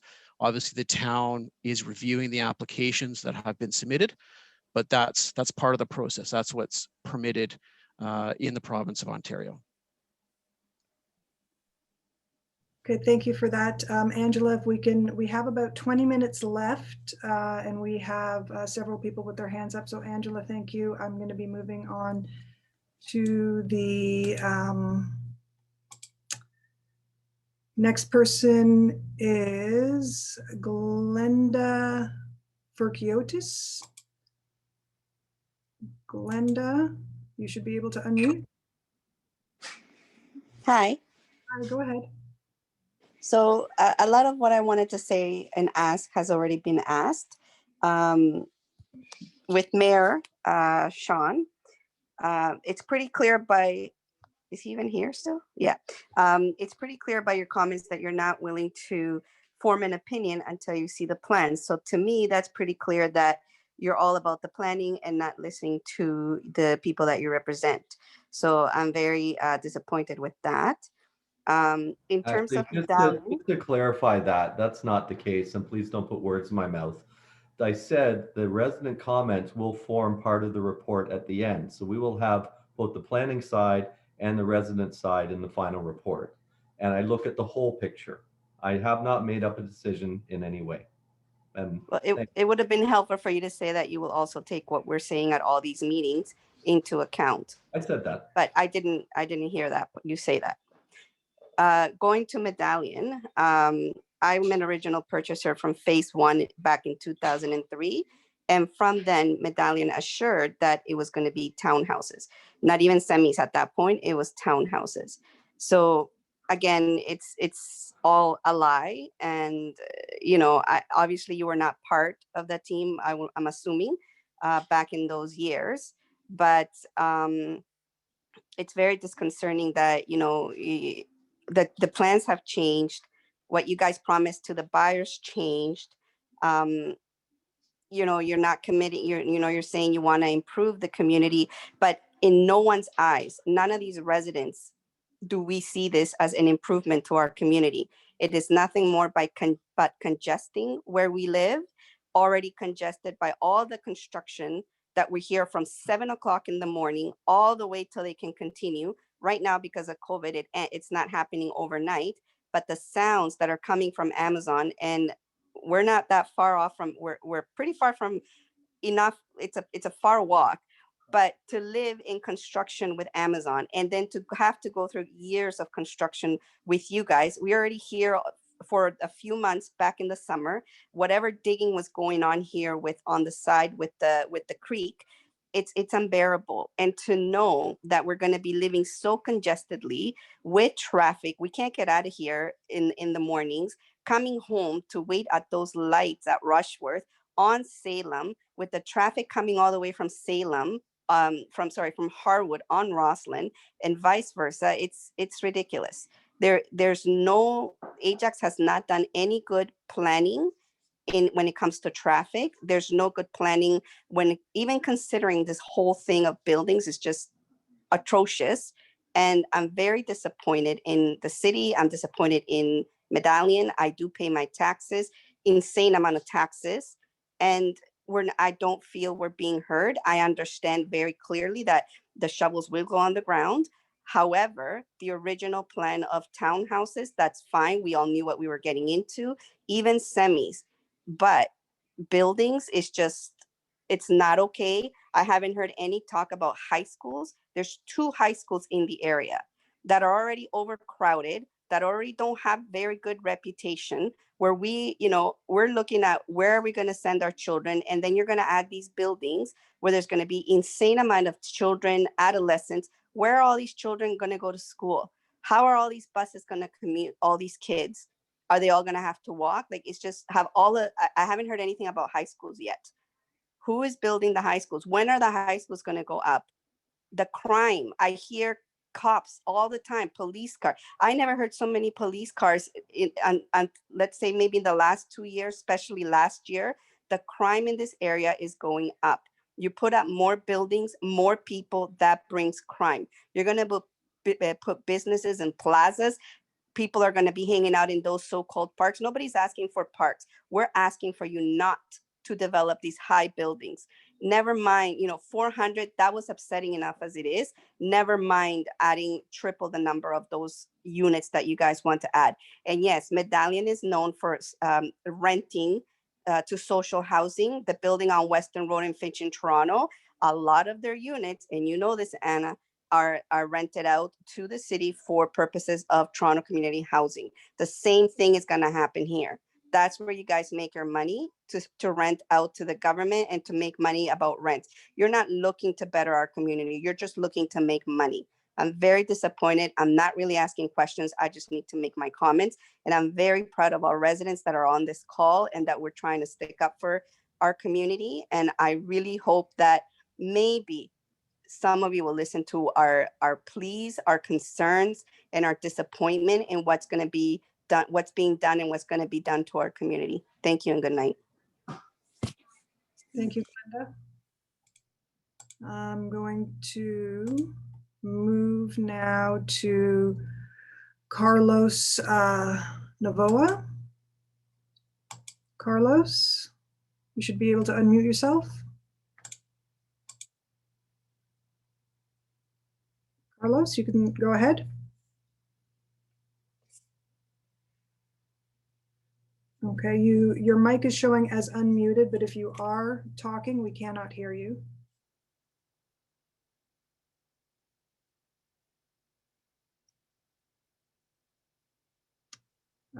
Carlos, I'm sorry, we can't hear you at all. I did see that you muted and unmuted yourself again. So Carlos, if you can type your question then into the Q&A, because we're not able to get any of your audio. I apologize for that.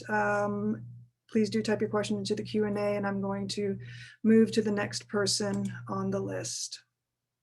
The next person on, we have Cami Yazdani. Oh, hi. Can you hear me? Yes. Okay. My question is, the storm pond on the neighborhood, who paid for the cleanup right there? My question goes to Mayor Sean Collier, please. Sean, I think I could take that question. Okay, go ahead. Yeah, the cleanup was done by Medallion. Storm Pond is not municipal property yet. So, so are you telling me that pond belongs to Medallion and the maintenance got to be done by Medallion? For now. Correct, for now. What do you mean Until now? the subdivision, until the subdivision is assumed by the municipality. Okay. Including the roads and curbs and storm water facilities like the storm pond. It is under the ownership and maintenance of Medallion. Well, that to me seems like a bribe, since the Medallion has 2 applications to do the zoning there. So to me, that looks like a bribe to me, you know. Oh, and I'm gonna dig into this. I'm not just gonna let it go. And my question is to Anna from Medallion. You keep saying you're taking pride in your buildings, all the buildings that you have. If so, how come you've been voted the worst landlord in Ontario? Why do you have 80 violations in just one of your buildings? So what do you think, why would you be any difference here if you're gonna put up those rental units? Can you answer that, please? Sure. First, I'd like to address your first comment about the stormwater management pond. We are responsible, as we build your community, to build a pond for stormwater management. We've completed your community, and we're trying to convey the storm pond that is required for your community to the town so that they take over ownership, similar to every other storm pond that's built by a developer. There's nothing that's different in this situation. So we built your community. We're now trying to hand it over to the town. And before we hand it over, we have to clean it. That's the whole exercise that was done this summer. It's now clean. And the intent is for the city to inspect it or the town to inspect it and take ownership of it when they feel that it's been done to their standards. So that's the process in terms of stormwater. Actually, that's why we're doing it this summer, and it should be everything should be done now, and the town should take ownership as soon as they review it. With regards to the question about our reputation, I'd just like to say that Medallion has been in the business for 60 years. We have multiple projects across the GTA with thousands of homes built, thousands of rental units. And we are actually, as much as we're quite proud and that we have very low vacancy rates and we have very low turnover rates. Even during COVID times, our buildings have actually kept its high rate of tenants. Even in Ajax, the tenancy has still very high. Excuse me, Anna, my question wasn't about your vacancy. My question was about you were voted the worst landlord. So let me finish, sir. That is an opinion that you may have been seeing on the internet. With every issue that might arise or you might see on the internet or wherever you're getting your information from is usually the minority in terms of compared to the vast majority of positive comments we've received as landlords. So could you just show me one? Sir, let me finish. Why I'm explaining our vacancy rate is a direct correlation that people are living in our buildings and they think it's a good building. So that's why I'm drawing the parallel for you, sir. No, that's not it at all. People have kids that go to school. They can't just move because your building is bad. They have to, you know what, moving your kids from school can have a huge consequences on their upbringing. So don't tell me that. Don't tell me because your buildings are fully not vacant, that means you have you're a great landlord. That actually doesn't make sense at all. So who are you kidding here? You're not talking to a bunch of 12-year-old kids here, please. And you know what? And I think Medallion was a liar to begin with the townhouses. And then you guys said that you guys gonna build these sound barrier by the rail tracks, which never panned out. You guys said you guys gotta pay up the grading deposit. You haven't even paid over 80% of the grading deposit to the landlord, to the original owners. You are deceiving people, you're liars, you're crooks, and you guys are dishonest. Same thing goes to your Hamilton. What happened to Hamilton when the water main broke up? You guys gave your tenants 2 days notice without any benefits. And as soon as they got their lawyer in, you started treat them like a decent human being, a proper tenants. Why? Because they had their lawyer involved in this case. Well, sir, I'd just like to comment that the fact is that your opinion of us being the. You guys are the quickest builder in the whole Ontario, and that's a fact. You don't even have 1 5-star review on your website, on any other website. So don't kid yourself and go tell your boss. I know you're working for the money, you're working for your boss, you don't own Medallion. So before you do the answer, you should actually research Medallion.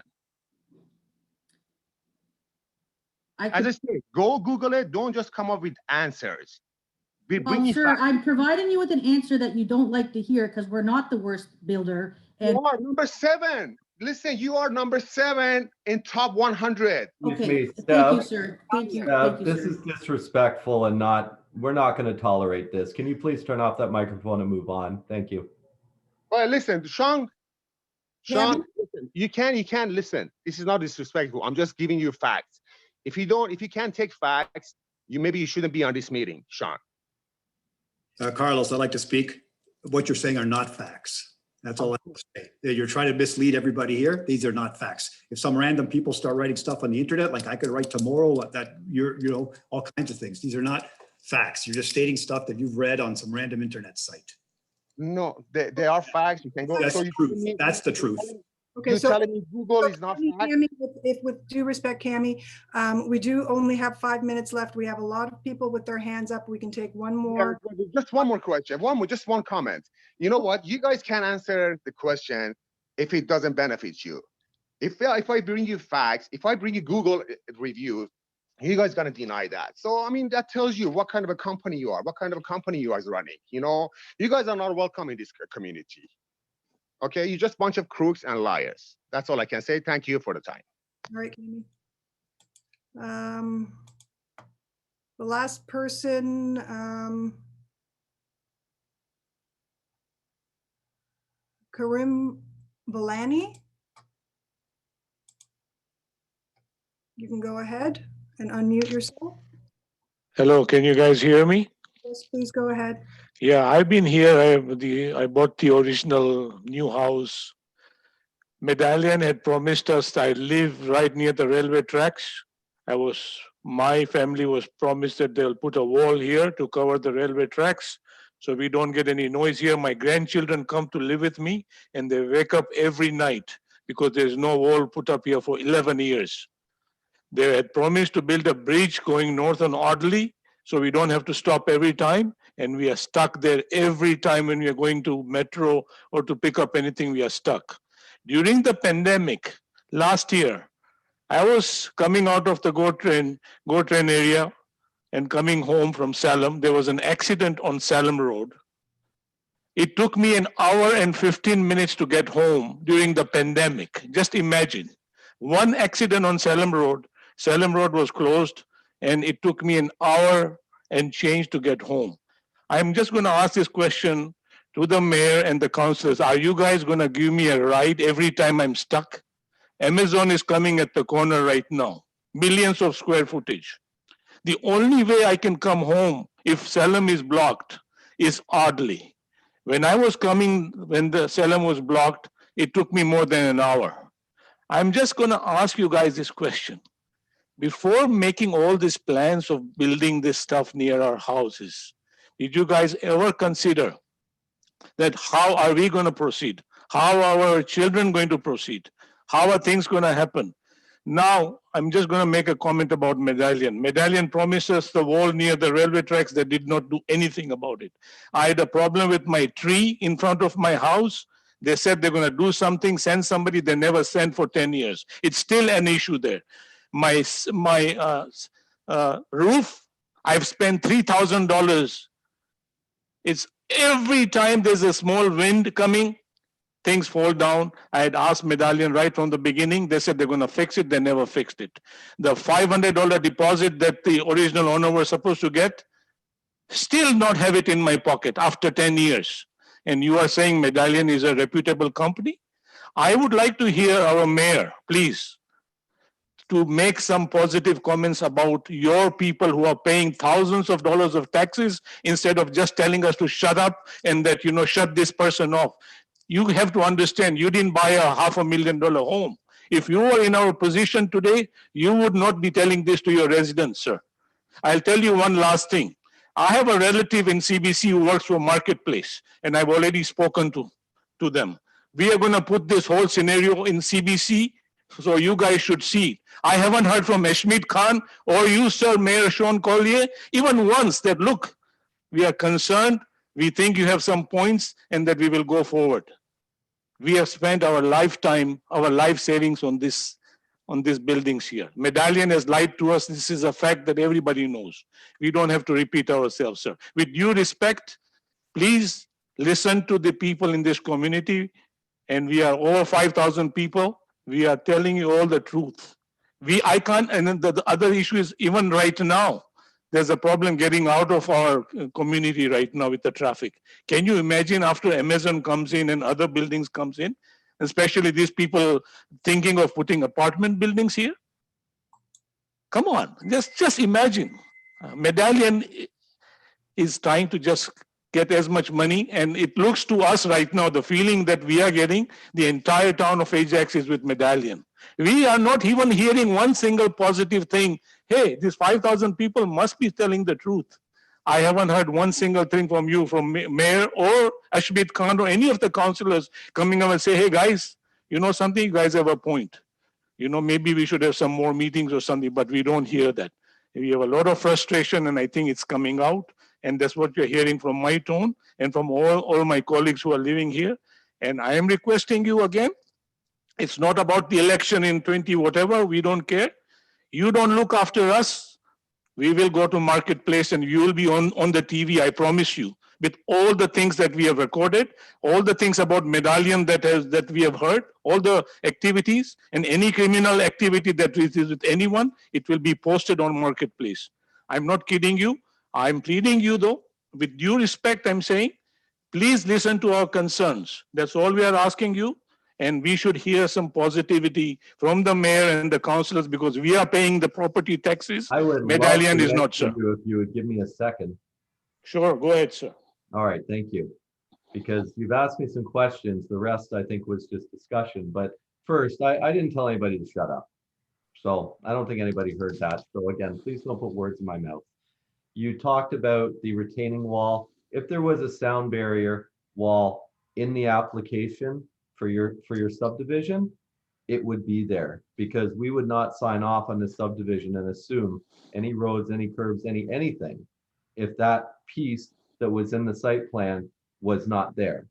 So I can tell you for absolute certainty, and Bruno, please correct me if I'm wrong, that there was no noise wall in that site plan.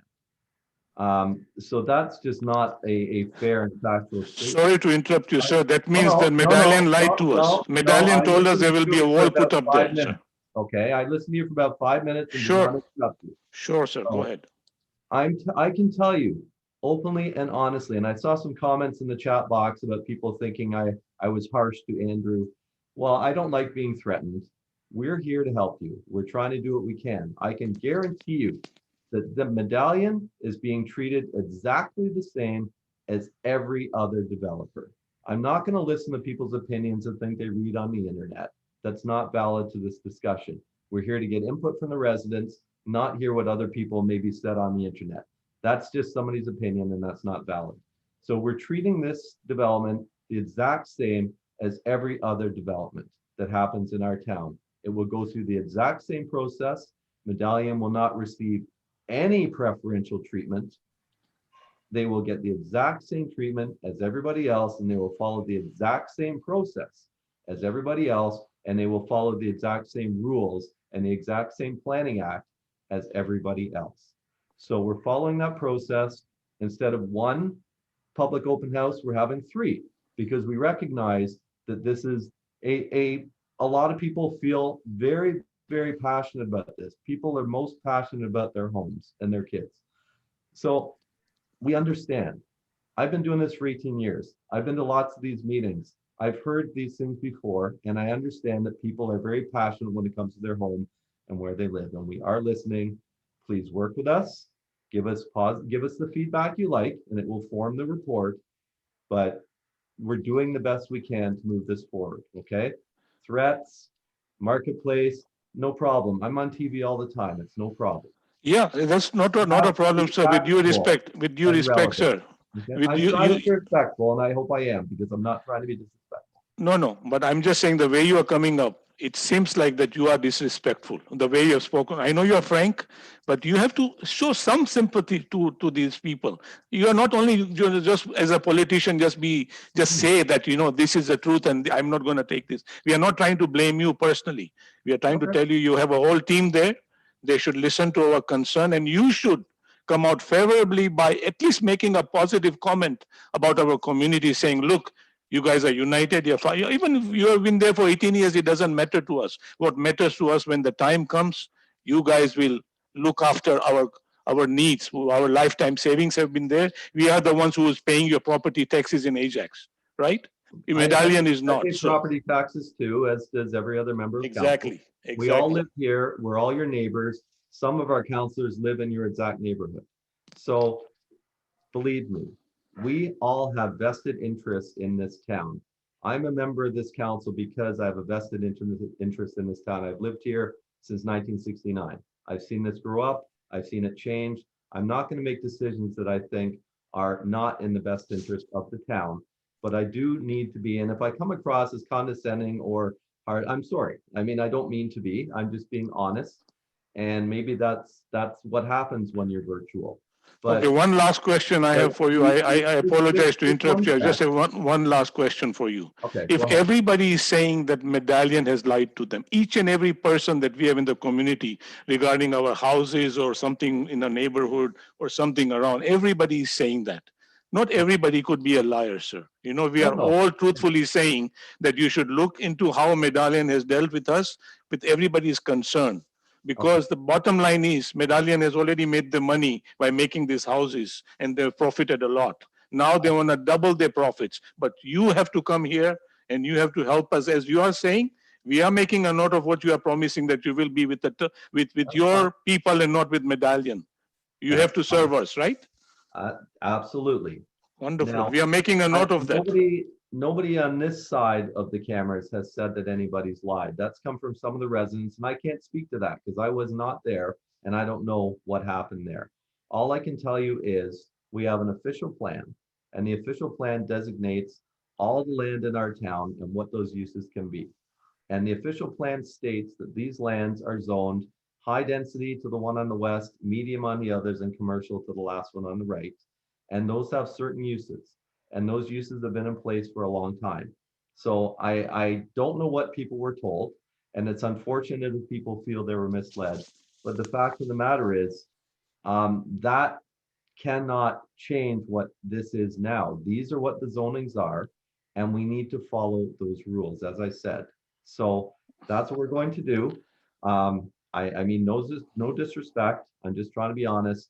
And we've had a very good open house tonight. We've heard a lot of very relevant feedback.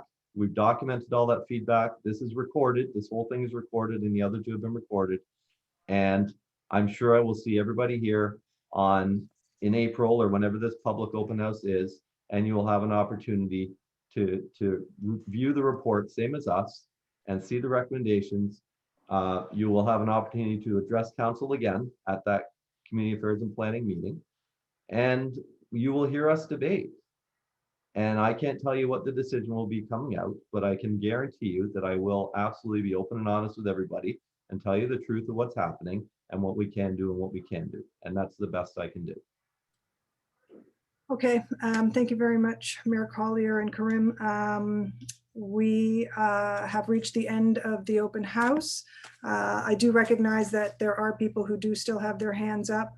And I ask that you can either submit your comments on the project page on the town's IMO website, in my opinion website. You can also provide your comments in writing via email to Bruno, and his contact information is on that IMO page. I want to thank everyone for taking the time to be here tonight, to all the members of council, town staff, Medallion representatives and their consulting team. And I want to thank all of you attendees and participants who took time out this evening to share your opinions and comments. As I had mentioned, the questions that are noted that have been added to the Q&A during this public open house will be compiled with the Q&A from the other two public open houses, and answers will be provided to those and posted on the IMO page. So with that, I want to thank everyone, and this is to close out the evening. Thank you, everyone, and have a good and safe evening.